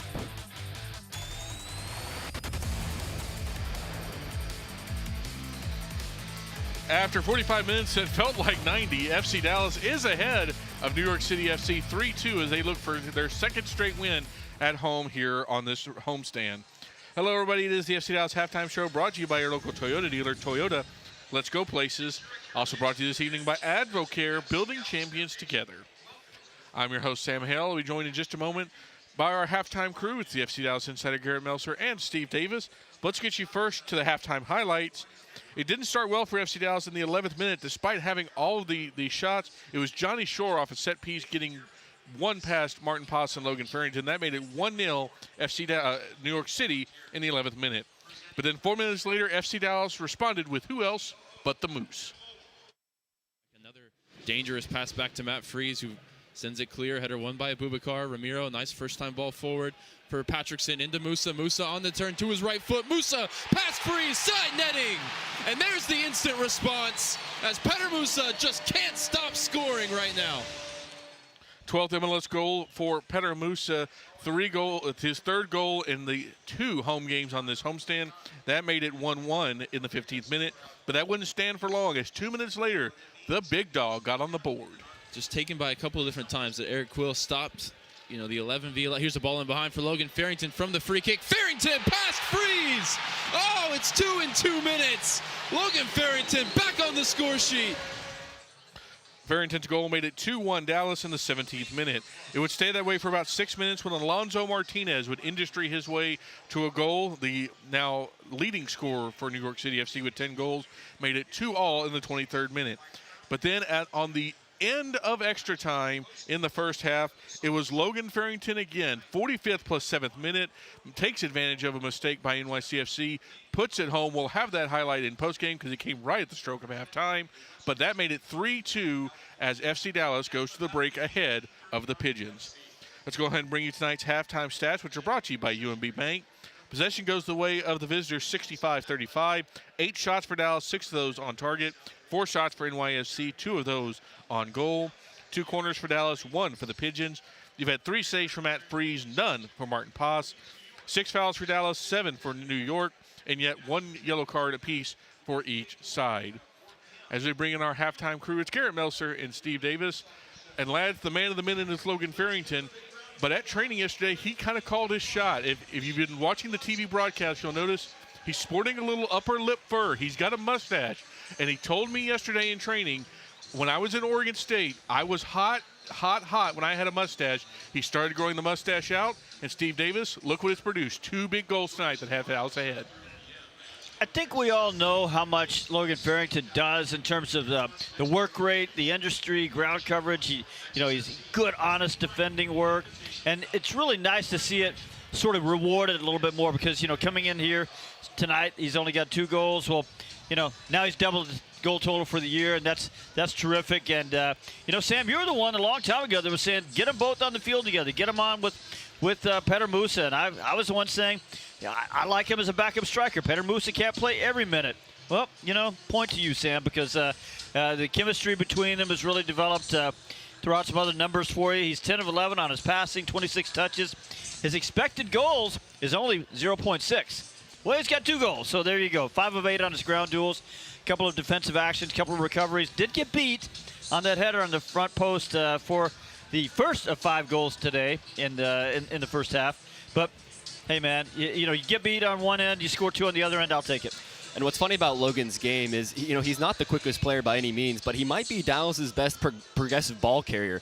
It's almost like he's moving in slow motion, and even if he's got 1 or 2 defenders around him, they can't get the ball off him. He's so excellent at shielding the ball, using his body, and just kind of getting defenders off balance. Even though he's not going to, get you off balance and then beat you with speed left or right, he's just going to kind of get you off balance and then just tiptoe his way around you.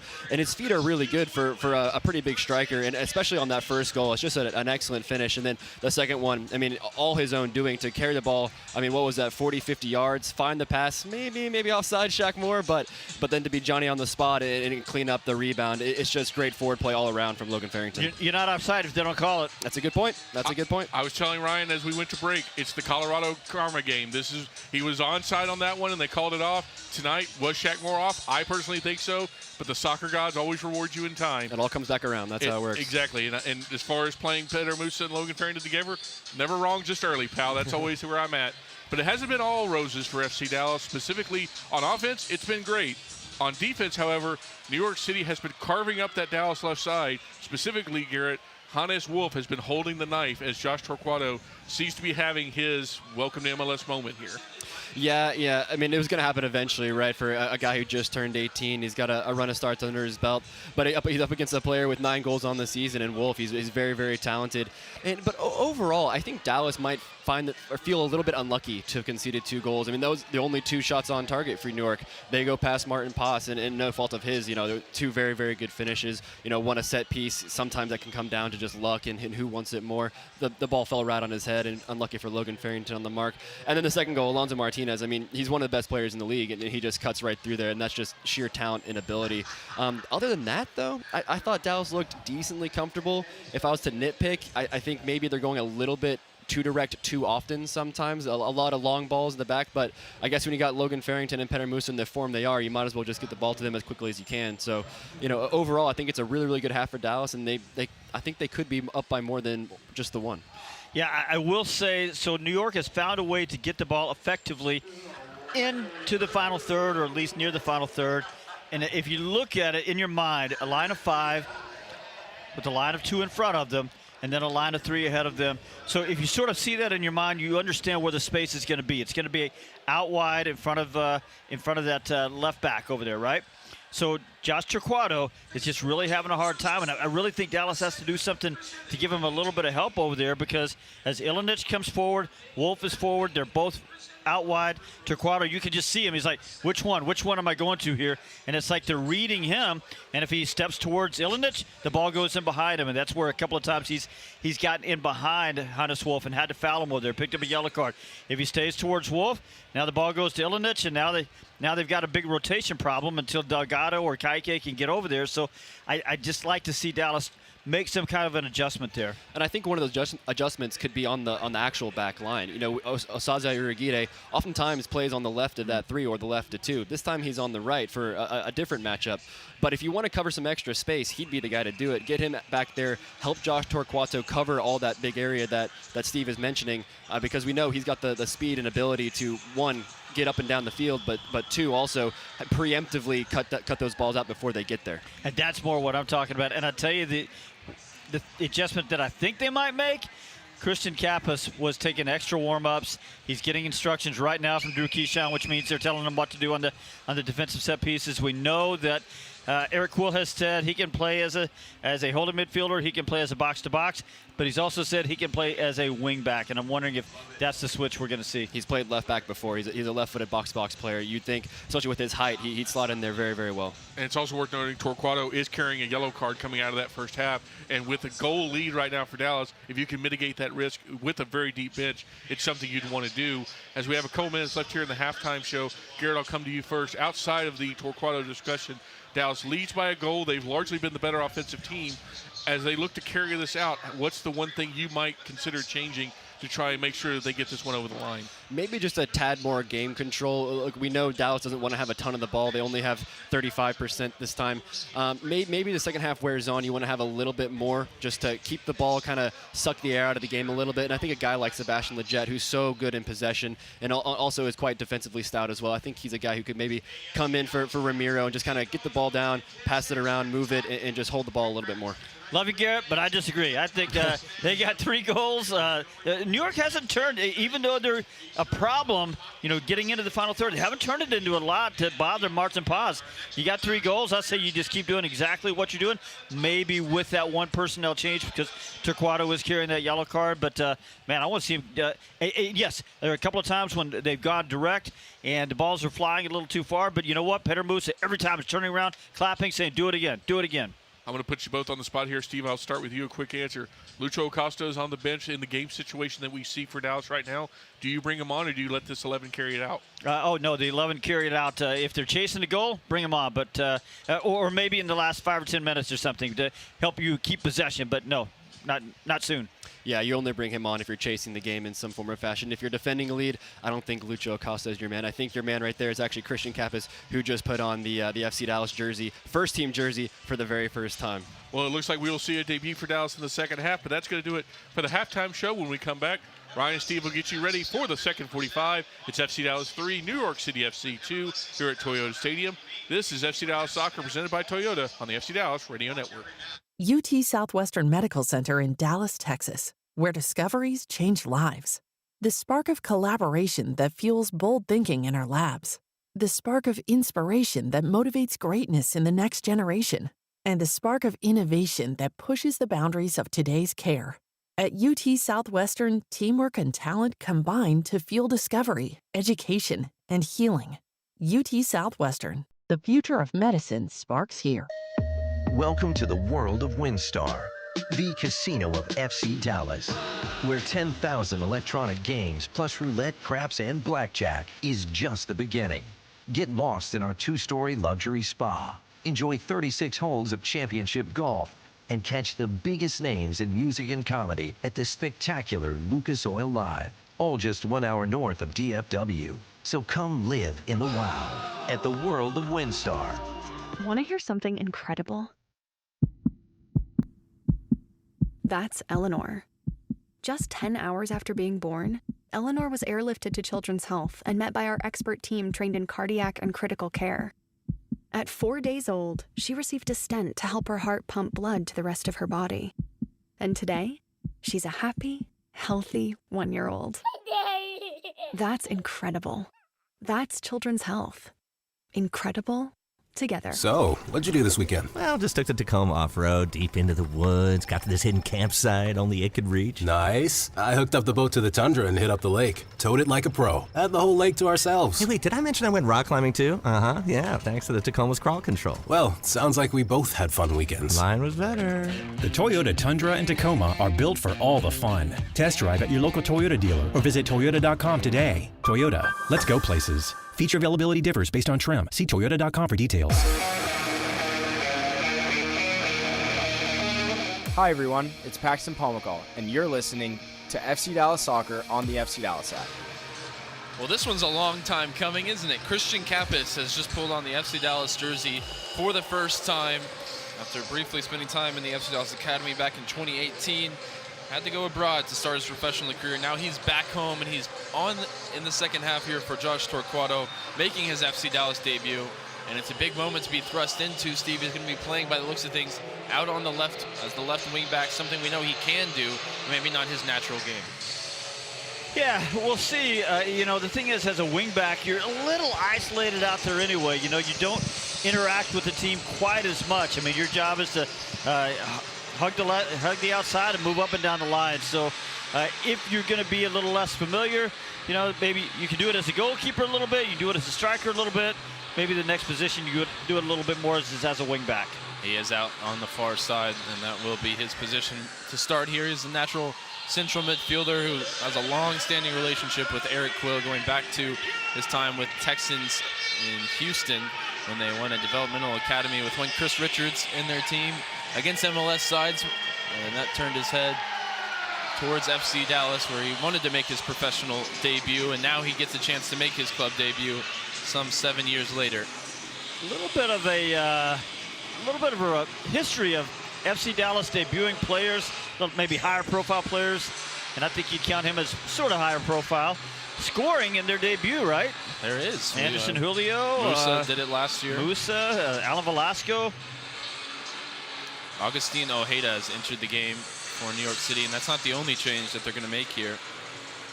Also bringing in, they're bringing Ilinic off, sorry. And it'll be Strahinja Tanasijevic. So Pascal Jensen identifying those problems in his defensive line as well. He's going to shift Tavon Gray back out to his natural right back spot. This is what I thought they'd go with when Thiago Martins was ruled out. Tanasijevic, which we'll get to at some point, we'll figure that one out, is more of a sort of hybrid right back, center back type of player. And he's in there in the center back pairing with Justin Hack now. Dallas going long from kickoff, give New York City a throw deep in their own territory. Now bursting through midfield, it's O'Neal. And he's going to spread it out to Hannes Wolf, who's now sitting up here on the left side. Hannes Wolf, ball in behind, and it's a nice run out of midfield again. Shot on target from Martinez, and he beats Martin Paas at the near post. 30 seconds into the half. Substitutions on both sides. It's an instant impact for New York as Martinez grabs his second goal to level this one at 3. That's just another, it's a whole game of defensive mistakes. This time it's Ramiro who tries to jump a passing lane, and when he doesn't get the ball, it's just a big break on the other side. The ball comes in for Martinez on the left side. Comes in from Hannes Wolf. Hannes Wolf plays a nice little ball through. You think Martin Paas might want to take one more step over toward the near post there. I think he leads a little bit too much of it exposed, but it's a good shot right off the inside of the post from Martinez at the near post. Well, that's sucked the life out of the building, and Dallas will have to start from scratch. 5 first half goals, make it 6 in the opening minute of the second half. As Paas will now launch it long towards Shaq Moore over his head and out for a New York throw. Mentioned earlier, New York finishing up a 4-game road stretch, which has been cross-country and in some difficult climates. As Uriguide is whistled for a foul. Dallas in the middle of a 3-game home stretch. Yeah, they've actually, you know, we talk about their road record not being very good. They've gotten 4 points out of the last 2 road games. One of them was a little bit misleading. It was a game against Orlando where they were. I watched that one back. I did too. Incredible. And it was, you know, Orlando was leading in the 87th, 88th minute. Could have been leading 3 or 4 to nothing, but it was only 1. And then 5 minutes later, they're walking out of there. Poppy and his team's walking out with a 2-1 loss. And we've seen it tonight again. Martinez just so clinical. This one's whipped in from the near side, headed away by Farrington. Top of the box, Hannes Wolf over to Tavon Gray. Ojeda whips this cross into a dangerous area. Martin Paas wasn't so sure of it, got a hand to it. The offside flag is up. I mean, when you've got a striker like Martinez, the engine he's got and the ability to finish, you're never out of a game. He's kept them right in this game with 2 goals tonight. I just say so much about Ramiro and, you know, how much he means to the midfield and how good he is at organizing, but Ramiro at his worst is when he's in the final, in Dallas's final third, you know, trying to lead the press. There's a giveaway from Patrickson, who's now chasing back against Hannes Wolf. Wolf shifting over to the left side, and that sort of dynamic between he and Torquato, that battle he was winning in the first half. Torquato's off, and Wolf's now shifted to the near side, so it's completely changed for him. Still 9 goals and now 5 assists on the season for the Austrian, who's got it again here. Back to Justin Hack. Dallas fans finding their voice after that gut punch to start the second half. Morales to O'Toole, bringing it forward from left back. Sliding tackle from Ramiro, wins possession back for Dallas. O'Toole stays down.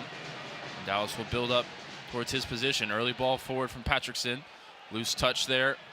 Presents possession back to Musa. In behind for Logan Farrington along the right side. Waiting for support now. Farrington 1v1 with Justin Hack. Step overs either way. Cuts back, and now helping out there is Perea. Now Farrington turns past one, but Perea alert to his defensive responsibilities, wins it back, and now brings it forward up the near side. Not going to find a way past Urquide, though. Yeah, Farrington just holding the ball a little too long. The second defender got over there, then the third defender, and you know, as well as he's done tonight, he's just not going to be able to beat 3 of them. Ike into Patrickson in the number 10 area. Perea makes the tackle. Now Hannes Wolf down the line for O'Neal.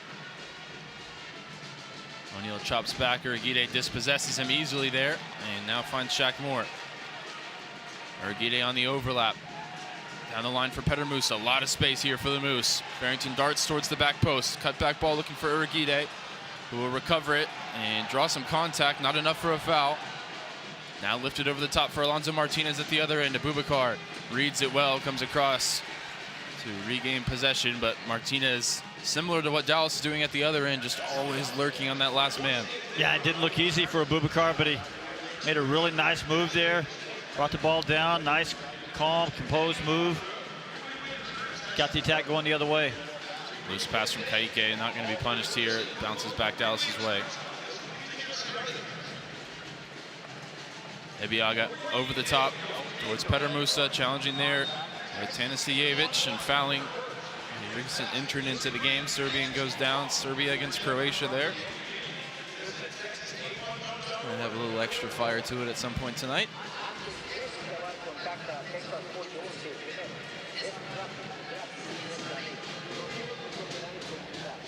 New York City do have an opportunity to give a debut to their new DP at some point in this second half as well. Nico Fernandez, Spaniard attacking midfielder, waits amongst the reserves. There's a nice ball forward from Kaique, finds Logan Farrington. O'Toole defending into midfield for Patrickson.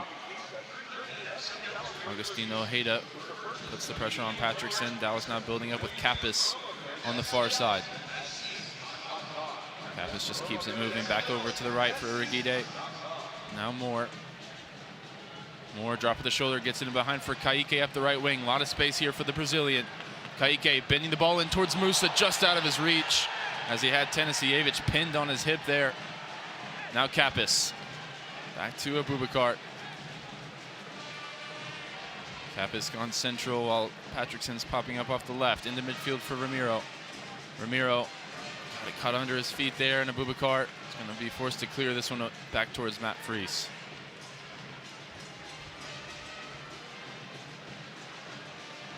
On that cross, I thought Tanasijevic sort of had a little bit more than Musa pinned on his hip. I thought he had his good hold on his arm too. Thought he was pulling the antlers down. Never a good idea. It worked for him that time. Urquide wins the throw in front of the Dallas bench. 3-3 here in the 53rd minute. Dallas had the halftime lead immediately erased by Alonso Martinez here in the second half. It did give up the early goal in the first half as well, and came back strong. You know they've got 17 points from losing positions this year. Not a losing position right now.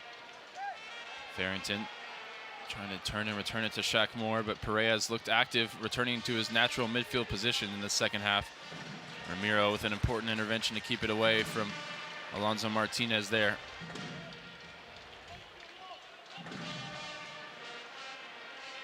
Kappas, the natural central midfielder, brings it inside from the left wing. Finds Ka'ike, chipped ahead looking for Farrington. Musa fighting for the second ball. And a painful one there for Perea. Musa didn't hear the whistle. And he went for a long distance chip just over the bar. But Perea is calling for attention here from the New York City medical staff. Yeah, sort of just clumsy. Musa fell on top of him. That can't feel good. Oh, Musa just sat on Perea's face. No intent, but that, as you said, Steve, is a painful one. Musa, two hands apologetically to the referee for playing on. He making the case he really didn't hear the whistle. Yeah, and by just judging by the way it looked, I'm sure that he didn't, because as the ball comes to him, he looks up and he sees that Matt Freese is out of goal and tries to chip it in behind him, and it wasn't one of those where it's kind of casual. It looked like he really thought the ball was still in play. Nothing more than a foul for Pedro Musa, who is one card away from being suspended. He would need 3, including tonight, 3 games without a yellow card to erase one off the slate. And what you would say is, if he does happen to pick up a yellow card, and you know, he's Pedro Musa, he might, because there are more healthy options now for Dallas. It wouldn't hurt as much as it would in, say, a month or so ago. It would hurt. It would hurt. When the guy's got 5 goals in 3 games, the last 3 games. Perea's going to have to wait off the field here. Because it was a head injury, he's immediately waved back on. 55th minute at Toyota Stadium tonight, 3-3 as Gray lifts it down the line for Ojeda. Kappas, all of 6'1", wins the header over his man there. Farrington going for the back heel to return it to him. It's off the mark. Ibiaga restores possession, finds Farrington through the lines, out to Kappas. A long journey back home for Christian Kappas, now playing in his home state for the first time. Switching it over to Shaq Moore, who will lift this one ahead towards Ka'ike, challenging for it there. Justin Hack wins the header. And now a ball in behind for Ojeda. Martin Poss out off his line, got a touch to it. Fortunately, without using either of his gloved hands or arms. It was an awkward one there. It wasn't smooth, but it was effective. Now space in midfield for Ramiro. Out to Kappas. We'll go back for Boubacar.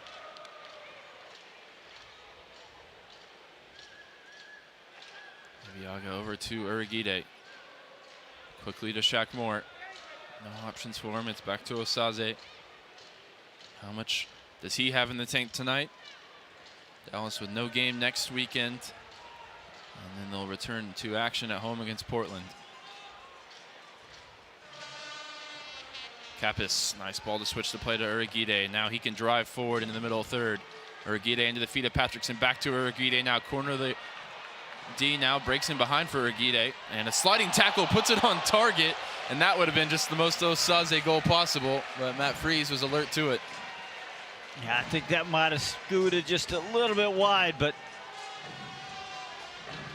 Matt Freese worried for a second, I think.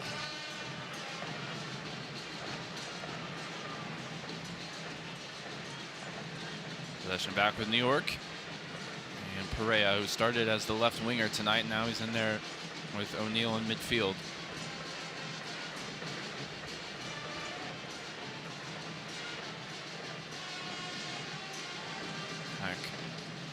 Fires it over here for O'Toole. Closed down by Shaq Moore. Chased back to Justin Hack again. Well, try to do the same thing on the left that they did on the right with sending Wolf high. O'Toole joins him as the left back to go high. And then Maxi Morales comes over. Tries to get 3 men over there, but Shaq Moore is just a little more wise to it and sort of knows how to deal with that. And he's got Urigide over there as well. Shaq Moore, nice step over, and now finds Patrickson. Patrickson trying to return it to Shaq Moore. Hasn't quite been Patrickson's night, although he has that first half assist. And I think he might be a candidate to be replaced, as Dallas are going to make 2 more changes here in just a moment, including bringing Lucho Acosta back into the fold. Yeah, and it looks like to me Lucho Acosta for Patrickson is going to be just sort of a straight swap tactically and positionally. Leggett also looks like he'll enter the game. And you wonder if that's maybe for Shaq Moore. Not sure. It could be for Kaique or Ramiro. Allison made one change without using a sub window by making it at halftime.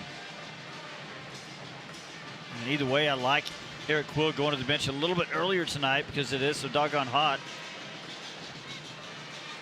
Patrickson forces it out of play for a throw, taking it into Morales. Morales finds space, gets it out to Wolf. Uriguide gets his body in the way, wins the tackle.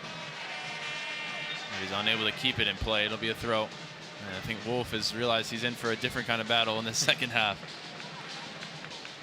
And that throw, and it got behind both Dallas defensive midfielders, Kaique and Ramiro. That's, these are just little moments where Dallas is making little tactical errors. This is something that Eric Quill has spoken about this year. O'Toole takes the throw. Morales into Wolf. It'll be a Dallas throw now. Both teams readying changes. As we're on the hour mark. They'll hold those changes for now as Shaq Moore has got another throw, cannoning it off Maxi Morales. New signing about to come in for New York.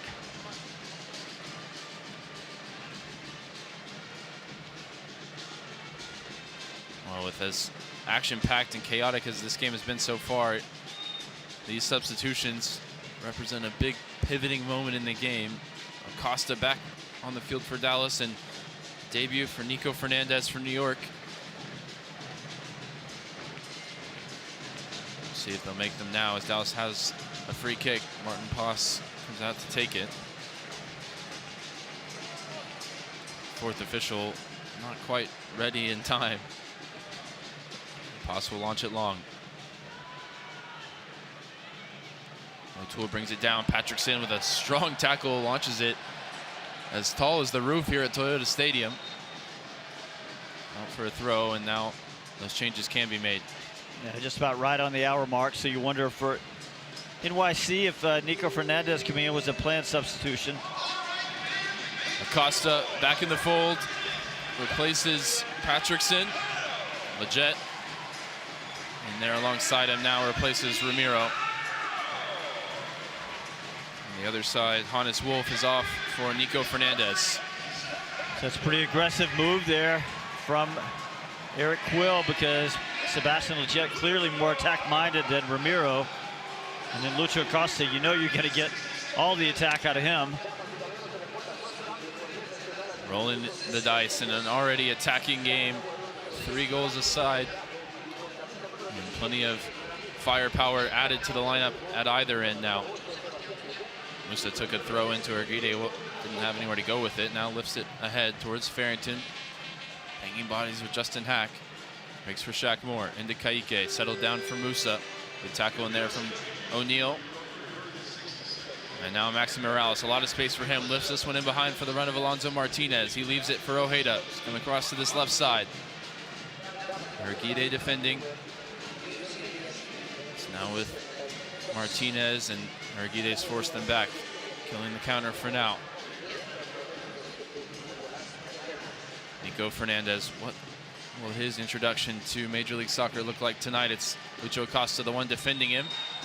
And Acosta is deemed to have committed a foul here, his first action in the game. Against Nico Fernandez. Something to talk about in the post-game show, Ryan, is, as I just talked about, some very aggressive substitutions there from Eric Quill. Would he have done that if Osaze Uriguide wasn't back there? I feel like in the knock-on effect of all the things that he does for you, talking about Uriguide, that's one of them. You know, you sort of have license to do more on the attack with the substitutions because Uriguide is back there.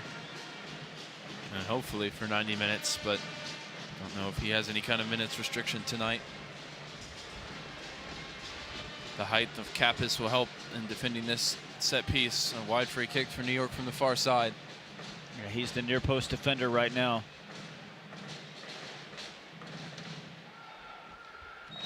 Two players in the wall for Dallas. Left-footed ball whipped in towards the near post, and it's Farrington who heads it clear. Second ball put back in towards Hack. Hack brings it down on the chest inside the 18, turns and gets it in to a dangerous area. And Pettermoose is there to clear it. An offside flag was up anyway.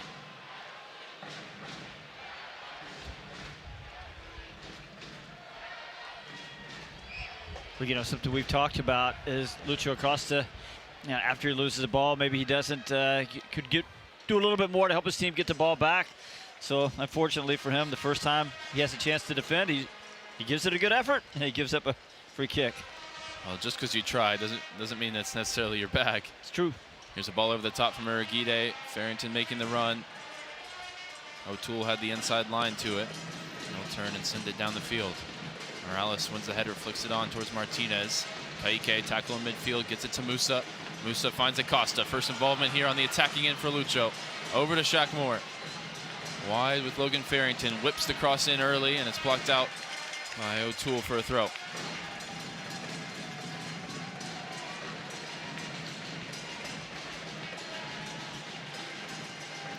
Shaq Moore takes the throw back to Kaike. Kaike has got another throw courtesy of Morales.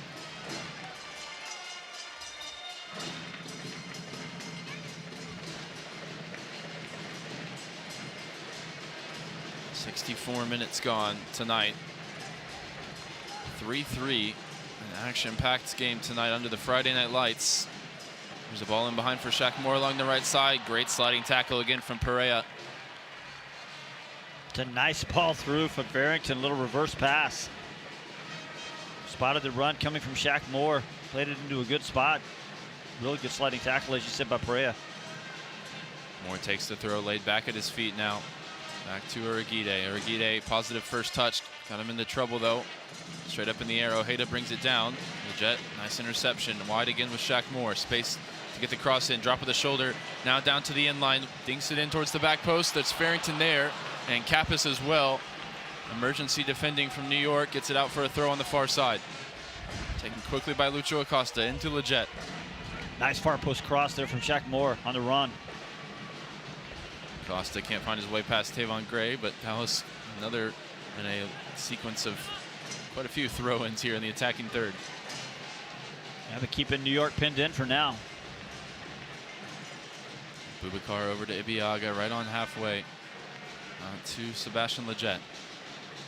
Acosta, first time ball into the feet of Musa. Back to Acosta, lifted over the top. Here's Petter Musa towards the corner flag.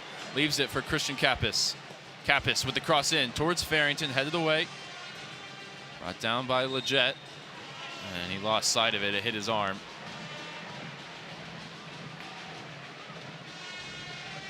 Somebody like with silky feet like Sebastian Leggett, I think we'll say that one got lost in the lights. 3, 4, 5 good minutes of field tilt for FC Dallas, though. Tanasiewicz finally got that one down. 21 minutes into his second half substitute appearance. He's going to leave this free kick, and Matt Freese is going to get at least a warning here in terms of time wasting from the official. And there will be a final warning. I would have thought the warning would have gone to Tanasiewicz. Maybe the referee didn't want to write down that many letters in the book. You know what? I think you're onto something. I wouldn't have either. Costa fighting for a second ball. He's got a throw for Dallas. 8 shots in the game for FCD. 3 finding their way past Matt Freese. 5 for New York. And the problem is all 8 of those were in the first half. Kappas takes the throw, brought down by Musa. Musa tripped up. Foul called there against Tavon Gray.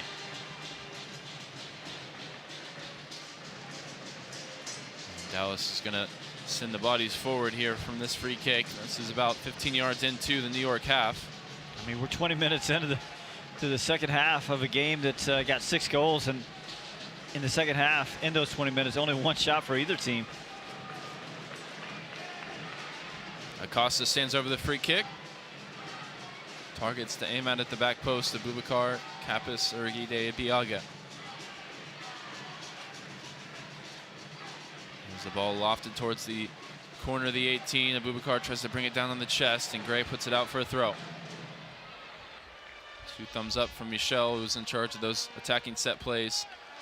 The Dallas touchline. Yeah, there's a couple of screens there that freed Abubakar up. I would have liked to have seen him just, instead of trying to take that down, just blaze it right back across the face of goal. It's like Shaq Moore is lining up a long throw here. Haven't seen Dallas do a ton of this season. Got a lot of big bodies to aim at. Moore in towards the 6-yard box. It's a good throw, head of the way, back out to Shaq Moore. Brings it down with his first touch, cuts past his man, digs out a left-footed cross in towards Urquidy. Tanasejevic heads clear, and now at the other end it's Martinez to worry about, brought forward by Nico Fernandez. Fernandez on debut, out to Alonso Martinez. Flag stays down for now as he tries to return it to the New York number 7. And he couldn't wrap his hips around it. It's through to Martin Poss comfortably. Yeah, but great job of FC Dallas. I love seeing 6 bodies just sprinting back, including Urquidy, who passed a couple of his teammates on that run back. Sebastian Lletget on it in midfield. Over to Abubakar, out to Kappas, playing as the left wing back, and let that one run under his foot. Seems to be something going on with the wing back position tonight. That won't be the moment he'll remember from his debut tonight for FC Dallas. Hopefully that moment is still to come. Yeah, he's been solid though.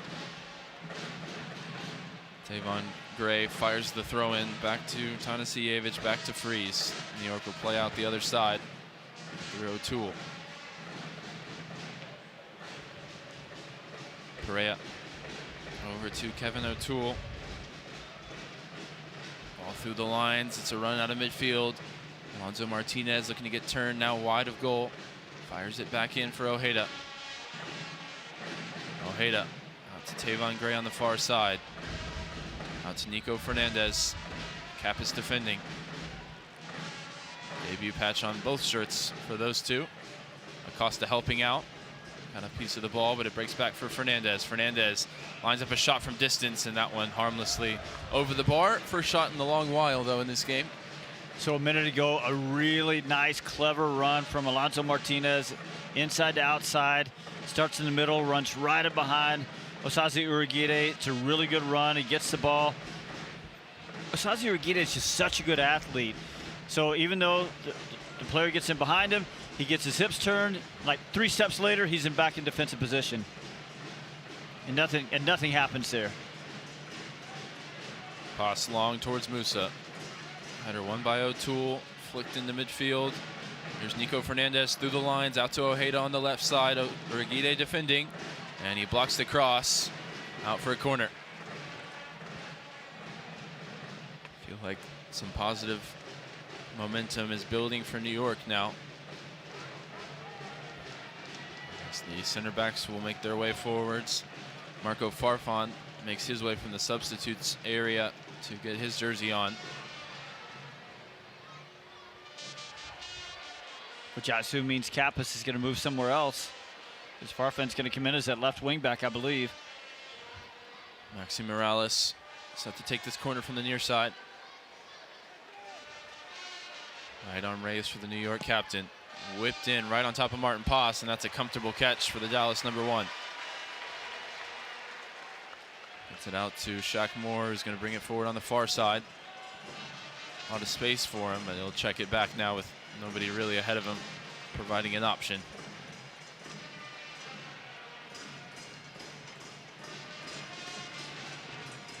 Acosta dropping in to get some touches on the ball. Ryan, there has been times this year when I've wondered if maybe Eric Quill could have gone to the bench a little bit sooner. Well, tonight, going to the bench early and often. We did talk about how many good options he's got there. Nice little spin move there by Urquidy. Somebody finally got past Alonso Martinez in the press. Farrington holding off. Fernandez gets it back to Abubakar. Ebiaga into midfield for Kaique. First touch pops up on him, and Perea got a hold of his neck there and pulled him down. Yellow card quickly out of the pocket for Andres Perea. One thing NYC has done really well today, or depending on your point of view, is they're fouling a lot in the midfield. They're giving Dallas free kicks where they're not going to be dangerous, and that time Freeman, well, that was a pretty easy one anyway, but Freeman had enough of that. Well, the Jets got it here. It's basically a kickoff. But with players to aim at, lifts it ahead towards Abubakar, making the run, but just out of his reach. And now Freeze fires it out to Ojeda. There's 4 in the attacking line for New York. Ojeda chased down by Urigide. Forced back now. Note there won't be a counterattack on Urigide's watch. Been a couple of times tonight where I thought Dallas players could have completed their runs and maybe put a little pressure on, a little bit of additional pressure on either goalkeeper Matt Freeze or one of the center backs, and maybe it's just too hot to do that tonight. Freeze will go long here. Morales challenging for it with Abubakar, and at 5'3", it's really not Maxi Morales' game to be fighting for the aerial battles. Though we've seen Lucho Acosta score a header this year, so anything is certainly possible. I was going to say, he got closer to that one than I thought. Abubakar over the top for the run of Petter Musa, trying to bring it down on the edge of the 18. The flag was up anyway, as the Moose couldn't quite hold that one. Dallas just stuck on 8 shots. Just haven't had a look at goal in the second half. I think Musa, maybe Farrington too, starting to tire after they both got on the score sheet in the first half. Here's Morales through the lines. Gets it back to O'Neal.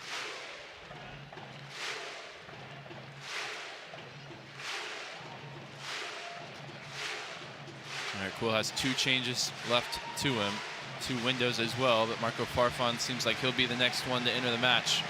Here's O'Toole down the left side into an attacking position. A dangerous ball in. Not sure it's what he meant to do, but he caught Martin Paas. At least worried a bit, as I think the man of the moment has just been called over to join Marco Farfan entering this game. Sam Sarver is going to be in this game on the other side of this water break, which we now head into with 15 plus stoppage time to go. Rounded up at 3, and Dallas in need of an attacking spark, and you figured it would probably come from this guy. Well, this is going to be it for Dallas' subs as well. So this is very aggressive from Eric Quill, but look, this is it. You got 10 games after tonight. Dallas still down at 12th place, so you gotta make your moves. Well, Toyota Stadium renovations are underway. You can check out the new construction cam to see the latest updates in real time. Learn more about this ambitious project that will give Toyota Stadium a brand new roof to cover every seat in the building, gorgeous new club spaces, and much more. To learn more and check out that construction cam, visit newtoyotastadium.com.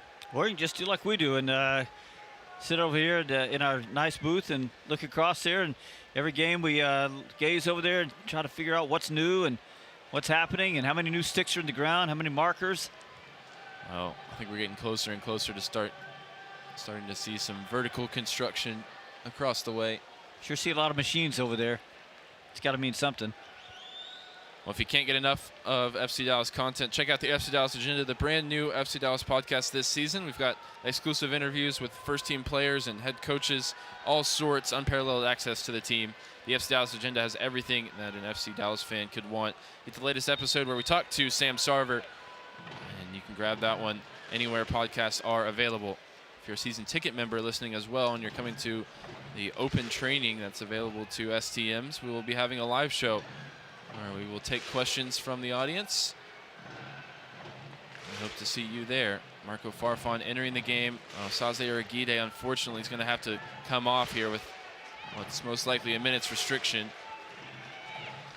Sarver won't enter at this moment, although he does have the jersey on underneath the warm-up penny.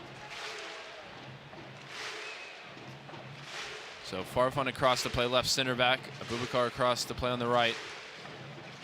And that changes things. I think Eric Quill would have really liked to have the lead when he had to bring Osaze out of this game. But have to wrap him in bubble wrap and get him ready for that final 10-game stretch. Paas launches it long from the goal kick. Perea wins the header in midfield. Abubakar gets the second header at the other end, allowed to bounce, and Farrington's fighting for it in a heavy clash of heads there as Farrington won the header. Both players have stayed down.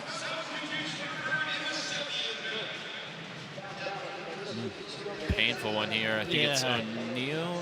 No, Hack is down for New York. Both players in some pain right now. You'd think, depending on how aggressive Eric Quill was going to go, that maybe Farrington was going to be replaced by Sarver anyway. Now he's got probably a nice lump on the head to take with his 2 goals.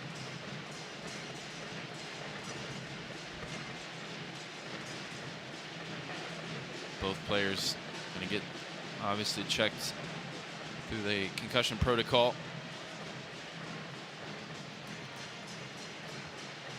11 minutes plus what will be a decent amount of stoppage time for either team to find a winning goal. New York with 4 points in their last 2 games, same as Dallas. Well, Dallas got to find a shot. Can't score without shooting. And I guess Osaze's sort of clearance that turned into something toward goal wasn't counted as a shot. Applause for Logan Farrington as he exits the match, his best night of the season individually, with 2 goals in the first half. And Sarver will replace him.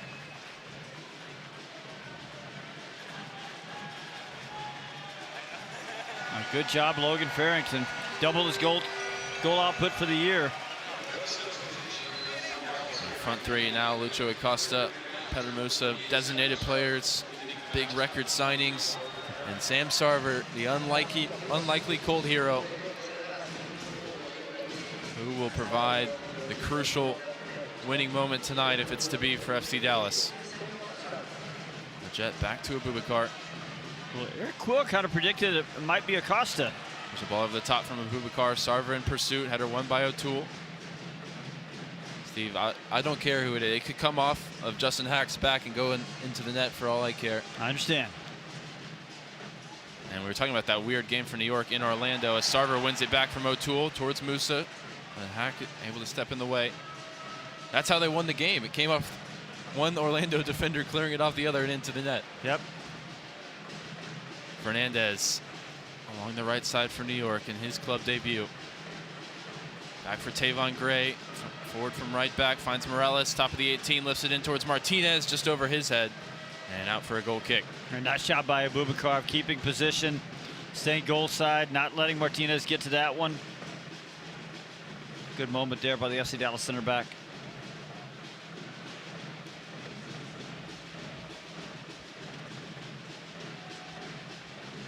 Poss will send the team up the field. It's a lot behind this one towards Musa, wins the flick. Sarver challenging for the second ball. Hack wins the header, then Leggett nods it towards Shaq Moore. Morales brings it down with Abubakar on his back. Abubakar commits the foul.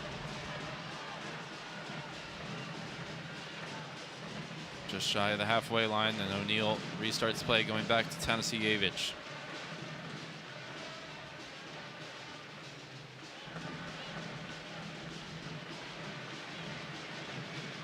Perea, time and space in midfield. The Dallas midfield duo right now, Kaike and Leggett. Cap is out to defend against Gray. Back to Tanasijevic, into midfield for Perea.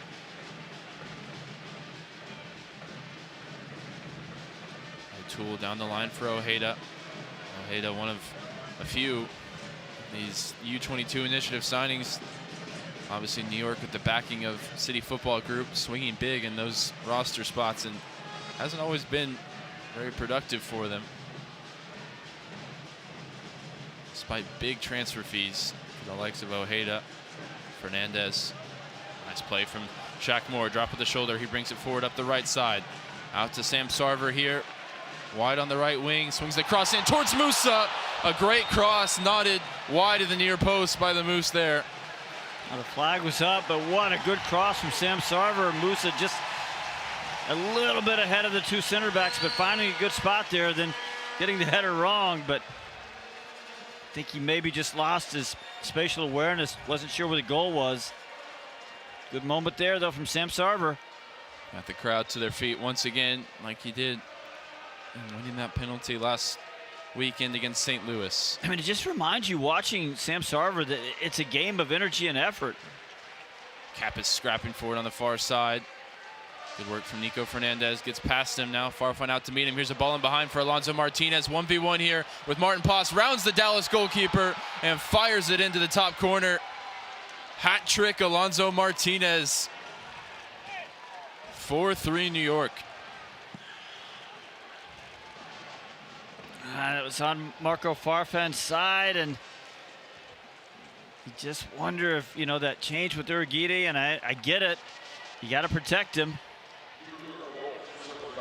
But it does sort of disrupt your back line. He's onside as well. And his pace advantage against Ibeagha in the open field. Abubakar couldn't get back either. It's just so composed, 1v1.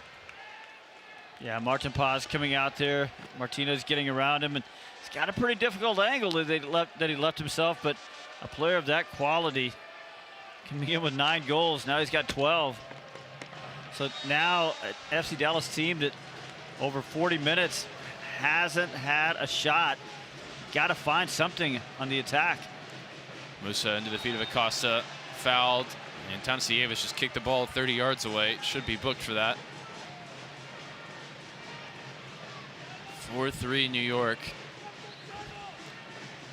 And a lot of the play and the momentum in the second half as Dallas have been sputtering after that offensive outburst in the first 45.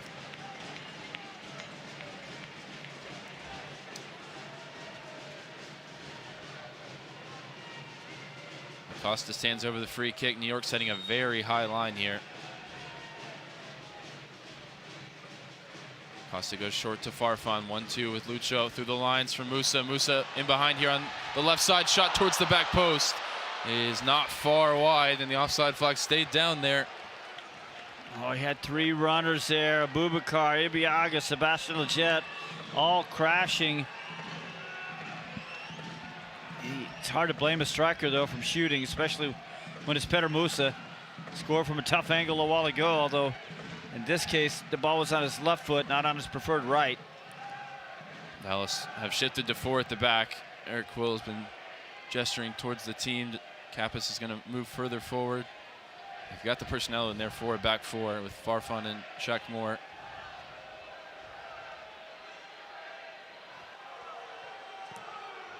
Freese launches it long here in the 85th minute. 7 goals. The latest 2 have gone New York's way. Ka'ike dispossessed in midfield. Here's Martinez again in a dangerous position. Over to Nico. Nico with a right-footed shot and an awkward one with a deflection. But Paz is able to cover it up. Yeah, Paz was going right to try to deal with the shot, and then the ball deflected. He had to go quickly back to his left. There's Kappas able to get turned in the middle. Diagonal ball over the top, flicked on by Musa for Sam Sarver in behind on the right side. 1v1 here with O'Toole. Sam Sarver, cutback ball towards the top of the box. Nobody arriving there. Ka'ike was closest to it. Now going the other way, it's Maxi Morales. I think Sarver got that wrong. Should have gotten near post. Ojeda stuffed there by Abubakar on the edge of the box. Puts it down the line for Sam Sarver. Further up the right flank for Shaq Moore. Wins a throw there from Maxi Morales, who's in there scrapping, slide tackling. Like a spring chicken at age 38 here in the 86th minute. Just indefatigable, this one. Ka'ike out to Marco Farfan. One of the 5 Dallas changes here in the second half. Ka'ike out to Kappas. Kappas on the wrong page there with his new teammate Marco Farfan. Those two fighting to get it back. Nico Fernandez, some flicks and tricks. It's out to O'Toole. A lot of space for him here. Ojeda. He's just going to walk it back towards Pereira. That 1-goal lead, no intent to go and add to it. As Acosta commits the foul. Second time he's fouled Nico Fernandez in the second half.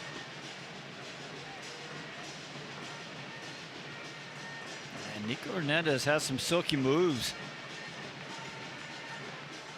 Signed him from Elche, where he played just under 100 games and helped them earn promotion back to the top flight in Spain.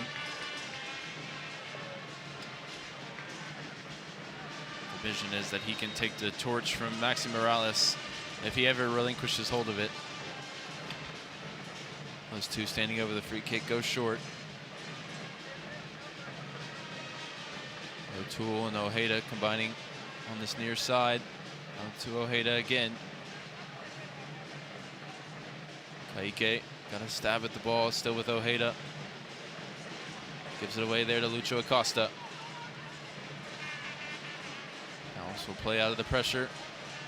More back to Pas. Goes long, nobody really making the run. Kappas will pursue it. Dallas just running out of energy here late in this game. Kappas with the collision with Tanasijevic. Referee spotted it, but nothing doing for him there. And Ibeagha nearly got himself into trouble. Miscommunication with Martin Pas. Fortunately, still a 4-3 game, and that one wasn't goal bound off the head of Sebastian Ibeagha.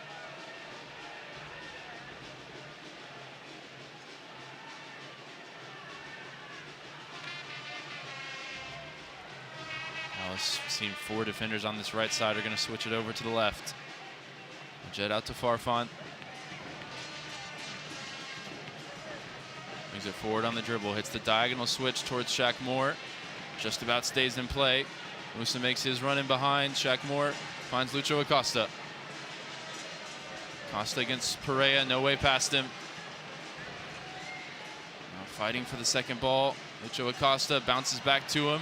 Tanasijevic. Tackle in, pokes out wide where Kappas will retrieve.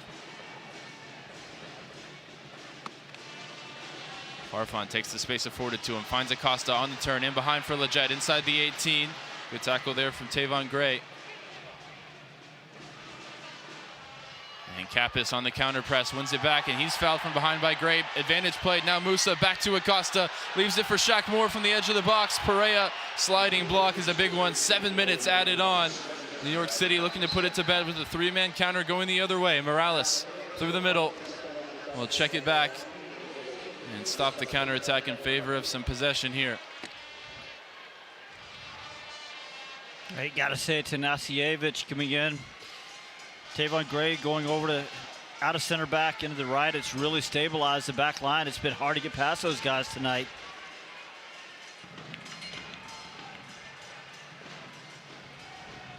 Gray just going to lift this one out of play. Dallas got some pressure on him. And to the first minute of 7 added on. Dallas trailing in the 10th minute. Have taken the lead twice in this game. Now find themselves trailing again in second half stoppage time. To rescue at least a point. Christian Kappas over there with his hands on his knees. Just not used to this heat. We'll get back used to it, but it's a little different than Scandinavia. Yep. Where he spent the last 5+ years. He brings it down here off a loose ball from Matt Fries. He's quickly dispossessed by O'Neal, and he's picked up a yellow card here for a tug of the jersey. I mean, it's just a big ask. I mean, he's been out there now for 45 minutes. Came in at halftime. He's not used to this heat. It's just biology at some point. You know, your body just hasn't acclimated to it. He's only been here in training, what, for a couple of days? Look at him with his hands on his knees again. Definitely still learning names. His new teammates.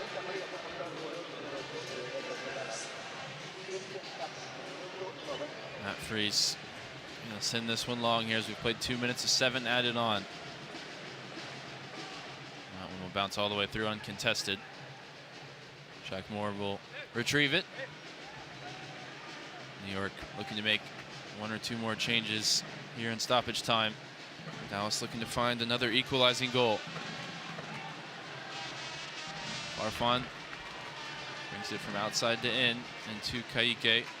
Kaike pressured from behind by Martinez, holding off his man, gets it out to Shaq Moore. Shaq Moore going to run 1v1 and just overhit that second touch. Puts it behind for a goal kick.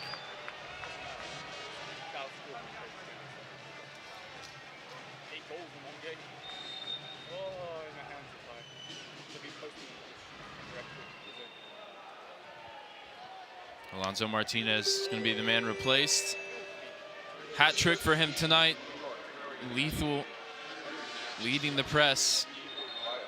Clinical in front of goal. And maybe he's not going to be the one replaced after all. His number certainly went up on the board.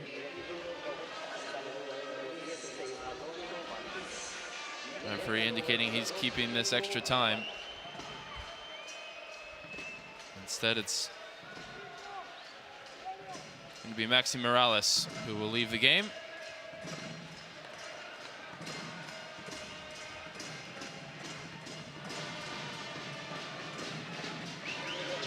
Replacing him, Nico Cavallo, left back they drafted out of UCLA this year.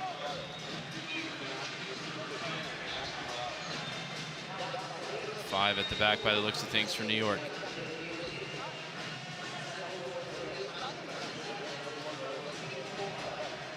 And if the referee's true to his word, we'll play 2 minutes beyond the 7 added on. Yeah, I think the fourth official just indicated to the Dallas bench they'll add on 1 more minute. Abubakar wins the header from the goal kick. Sarver fighting for the second ball. Abubakar again puts it in behind. Sarver gets to a sprint, testing Cavallo immediately. Cavallo did enough that time, and here it is in behind once again for Martinez. Martinez inside the 18, settles it at his feet. Martin Poss out off his line, makes the save, and prevents a 4-goal night for Alonso Martinez. That keeps Dallas hope alive for at least a point here. Jet over to Kaique, leaves it for Acosta. Sarver back heel to Acosta. Not on the same page there as Acosta tried to return it to him.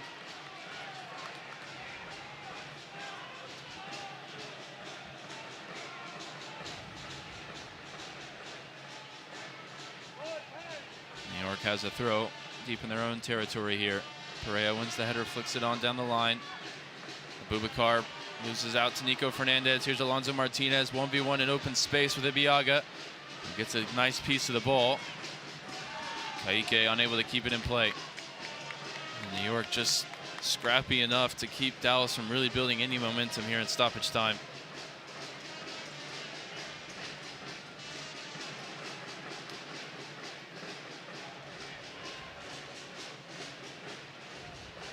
Throwing down the line for Nico Fernandez. And he was unable to keep it in play. It'll be a Dallas goal kick.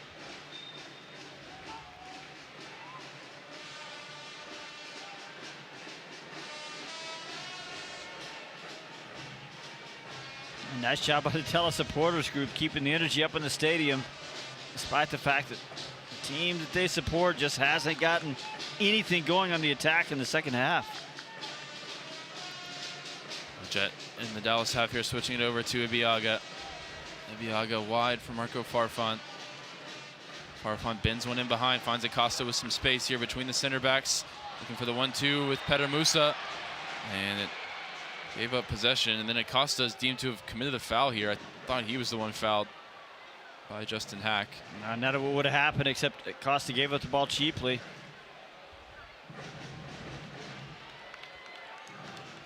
Eric Kuhl talked about Lucho Acosta, talking about going through some things and how they needed to be family, needed to support him, and it's just clearly not Lucho Acosta's best moment.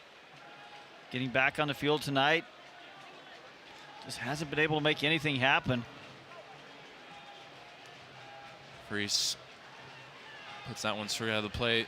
If we have an extra minute, we will go into it now as we played 97.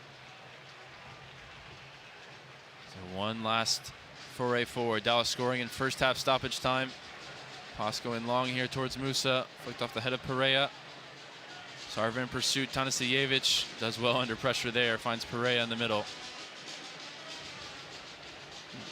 Tanasievic's entrance really stabilizing things for New York. His ball down the line is intercepted by Farfan. Set down at the feet of Kaique. Kaique out to Lucho Acosta. Space on the far side for the Dallas number 10. Sarver in the attack alongside him. Acosta across the edge of the box for Musa. Breaks towards Sarver again. Cleared away by Hack. Dallas will have a throw. Final seconds ticking down. Throw and taken quickly into Petar Musa. Musa down the line for Acosta.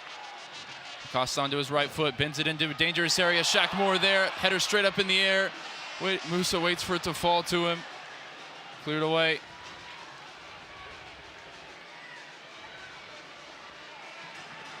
Sarver wins a throw for Dallas, but there won't be time to take it. A strong first half, followed up by really a dud in the attacking half in the second 45. New York, through Alonso Martinez, win this one 4-3 here at Toyota Stadium tonight. A game that had a bit of everything except for the Dallas fight back in the second half. We'll talk about that and more in the post-game show. But Steve Davis, for a team that was in a moment, a chance to build momentum and an exciting first half, the second 45 is a real gut punch for the season. Well, I think New York makes some smart adjustments in the second half. Dallas, the subs just didn't quite work out. Dallas with 8 shots in the first half. It looks like they're building to one of their best offensive nights of the year. Second half, only 1 shot, and in the end, it's one of their lowest shot totals of the year. So a lot to break down in the post-game show. Well, for this one tonight, we thank you for joining us here on the game broadcast. New York City takes it 4-3. You've been listening to FC Dallas Soccer here, presented by Toyota on the FC Dallas Radio Network. So, what'd you do this weekend? Well, just took the Tacoma off-road, deep into the woods, got to this hidden campsite only it could reach. Nice. I hooked up the boat to the Tundra and hit up the lake. Towed it like a pro. Had the whole lake to ourselves. Hey, wait, did I mention I went rock climbing too? Uh-huh, yeah, thanks to the Tacoma's crawl control. Well, sounds like we both had fun weekends. Mine was better.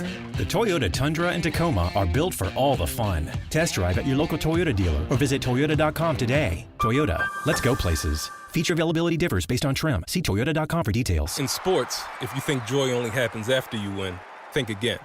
Look at the world's most successful athletes like Serena Williams, Brooks Koepka, and Alex Morgan. They don't spend all their days grinding away. They take time to enjoy themselves, like getting together with friends over a Michelob Ultra, because they know that happiness is the key to winning, and that joy is the whole game, not just the end game. Michelob Ultra. 95 calories, 2.6 grams of carbs. It's only worth it if you enjoy it. Enjoy responsibly. AB Michelob Ultra Light Beer, St. Louis, Missouri. UT Southwestern Medical Center in Dallas, Texas, where discoveries change lives. The spark of collaboration that fuels bold thinking in our labs. The spark of inspiration that motivates greatness in the next generation. And the spark of innovation that pushes the boundaries of today's care. At UT Southwestern, teamwork and talent combine to fuel discovery, education, and healing. UT Southwestern, the future of medicine sparks here. Hi everyone, it's Marco Farfan, and you're listening to FC Dallas Soccer on the FC Dallas app. After 90-plus minutes at Toyota Stadium, it is no win streak for FC Dallas as they fall 4-3 to New York City FC here under the lights on Friday night. Hello, everybody. It is the FC Dallas postgame show brought to you by your local Toyota dealer, Toyota. Let's go places. Also brought to you by UMB Bank. See how UMB can help you achieve your business goals. I'm your host, Sam Hale. I'll be joined in just a moment by the voices of tonight's contest, Ryan Figert and Steve Davis. But let's start first with your postgame highlights. After a controlling 10 minutes for FC Dallas to start the first half, that is, it was Johnny Shore in the 11th minute off a set piece that gave the Pigeons the 1-0 lead in the 11th minute. But it was only 4 minutes later that the Moose got loose once again. Start this game at center back. Another dangerous pass back to Matt Freese, who sends it clear. Header won by Abubakar. Ramiro, nice first-time ball forward for Patrickson into Musa. Musa on the turn to his right foot. Musa, past Freese, side netting. And there's the instant response as Petter Musa just can't stop scoring right now. Musa's 5th goal in 3 games made it 1-1 in the 15th minute. It would only take 2 more minutes for the big dog to match him. Just taken by a couple of different times that Eric Quill stopped, the 11v. Here's a ball in behind for Logan Farrington from the free kick. Farrington past Freeze. Oh, it's 2 in 2 minutes. Logan Farrington back on the score sheet. Farrington's 3rd goal of the season made it 2-1 FC Dallas in the 17th minute. But Alonso Martinez began his rampage in the 23rd minute. The first of 3 goals for the Pigeons' leading scorer made it 2-2 in the 23rd minute. But not to be slowed down, it was Logan Farrington again 20 minutes later. Straight up in the air, Farrington brings it down, spins past Hack easily. Logan Farrington now darting up the right side. Shaq Moore there for support. Here's Shaq Moore inside the 18, takes one touch, now fires it across goal. Freeze spills it, Farrington scores! It's a brace for Logan Farrington right on the stroke of halftime. What a first half this was, 3-2 Dallas. Farrington's second of the game, his fourth of the season in the 45th plus 7th minute, gave Dallas the lead right on the stroke of halftime. It was 3-2 at the break. But it wouldn't hold as in right out of halftime, almost 30 seconds in. Alonso Martinez, again, his brace in the 46th minute made it 3-3 all. And then once again, the DP striker for New York City finishes off Dallas in the 84th minute. A goal off a turnover, past a diving Martin Paz. That made it 4-3, which was your final score here in Frisco. Let's bring you tonight's post-game stats, which this evening are brought to you by UMB Bank. Possession battle goes the way of the Pigeons, 57-43. Each team had 9 total shots, but Dallas had 6 shots on goal. New York just had 5. Each team had 2 corners. Each team was offsides twice. Matt Freese had 3 saves. Martin Paz just 1. 16 fouls for Dallas, 2 yellow cards. 11 fouls for New York City, just 2 yellow cards for them as well.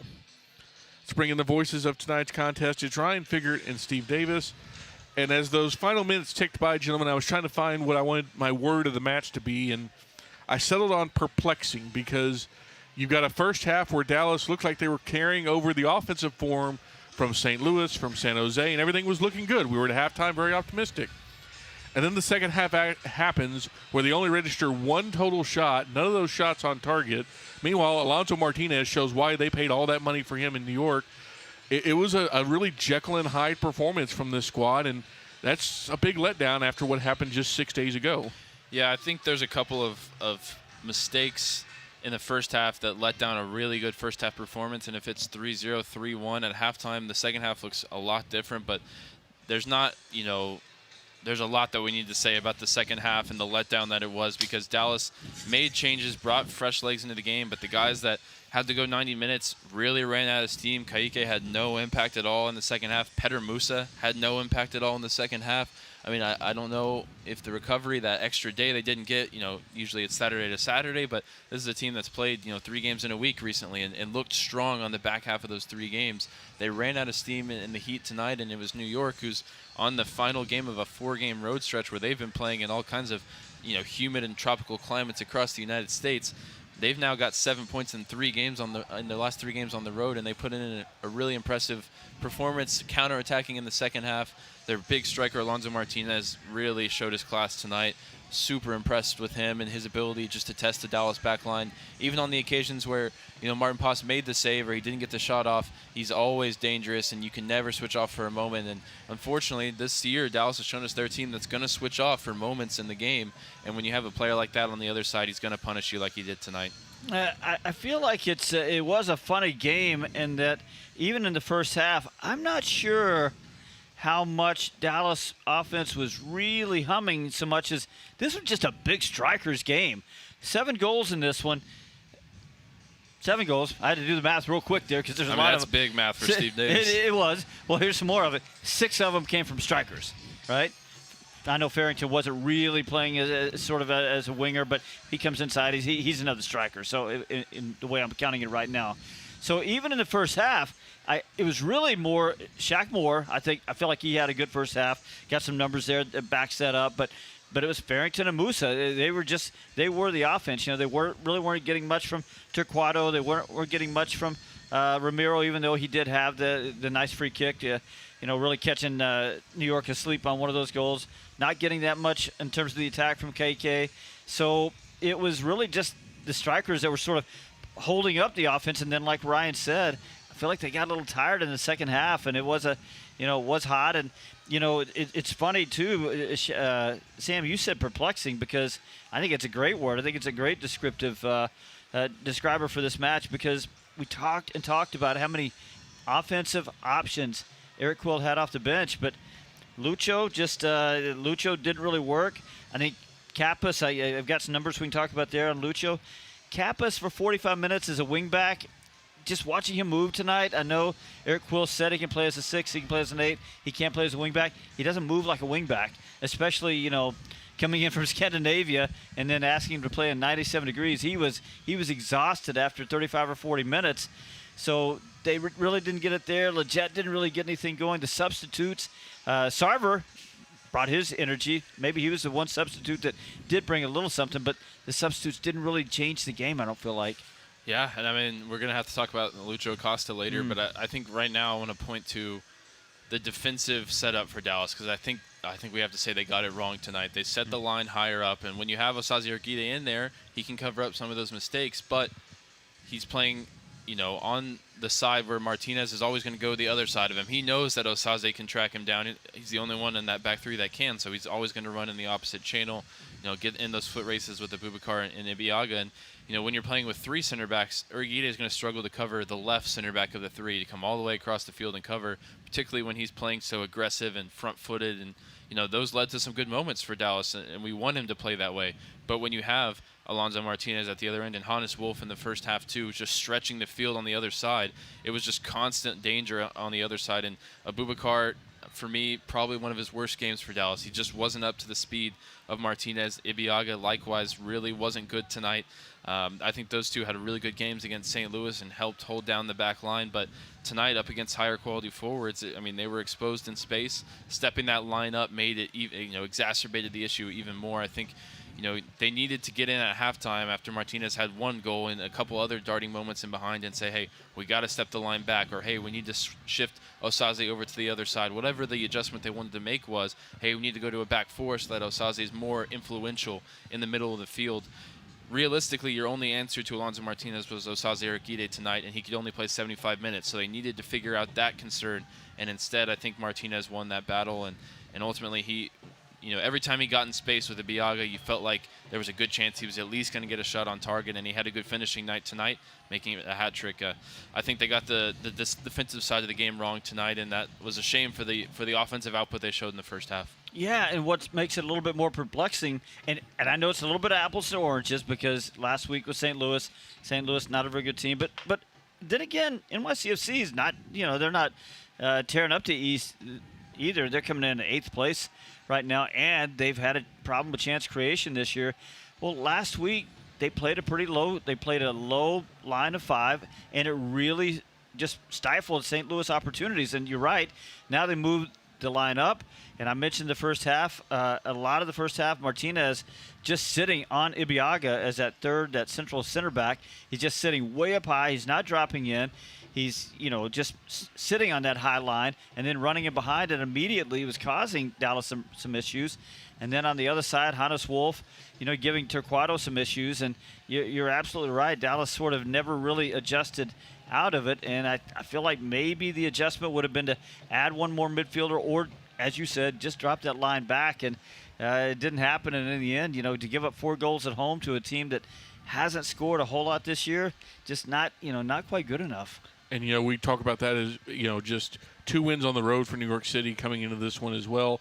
But, we talk a lot about knock-on effects as well. And I think Torquato having his welcome to MLS moment tonight kind of hurt Dallas because he picks up a yellow card in the 25th minute.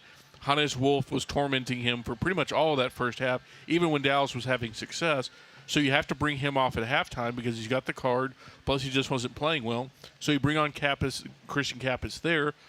Maybe if Torquato is holding up, he can go a little bit longer, and then that's where you can bring on Farfan as a left wing back. If you do that, there's just a lot of what ifs there. But we talk a lot about knock-on effects, and I think Torquato having a bit of a rough day, which was going to happen, is probably one of the things that may have hurt Dallas long term here. Yeah, I think you don't know how much you could get out of Nolan Norris. Obviously, he didn't make the squad today. I think he might be involved tomorrow for North Texas, trying to build back his fitness. Marco Farfan, what is his situation in terms of his fitness? Because I'm surprised, if he's available, he's not starting tonight, right? He's the senior option at left wing back, and Josh Torquato gets the nod. You mentioned it was always going to happen at some point. We saw with Alvaro earlier in the season where, they have a few good games to start their MLS career, get their feet wet, and then have that difficult moment. And I think that's when Eric Quill took Alvaro out of the team, allowed him to build his confidence back up in training. We may see that with Josh Torquato if they have the option to do so. Obviously, a lot of time on the training ground coming up with no game next weekend. But, yeah, the knock-on effect of Kappas coming in at wingback is I think could play that role in a situation where you're trying to control the game, not when you're trying to push the game or when you're trying to defend, deep. Because he's not a natural wingback. He's going to have more of an impact in the middle of the field. And I was surprised towards the end of the game, Eric Quill shifted to 4 at the back, where you had Ibiaga, Abubakar, Moore, and Farfan.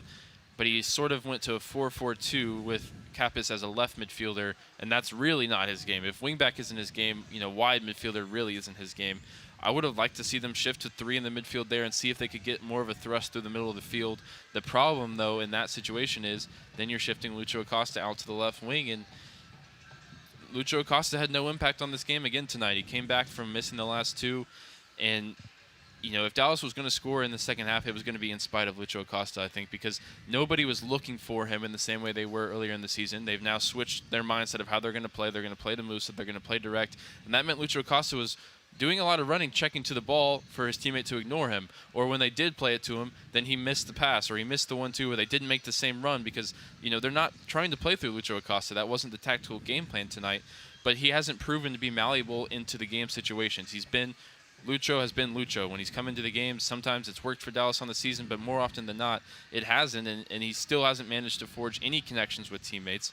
And we're over halfway through a season, and, ultimately, it's easy to point at him and say, hey, he came in the second half and was a big part of the reason that Dallas didn't build pressure towards the New York goal, even as they were trailing late in the game. Yeah, well, going back a couple of points there, Ryan. So maybe a little bit of overthinking.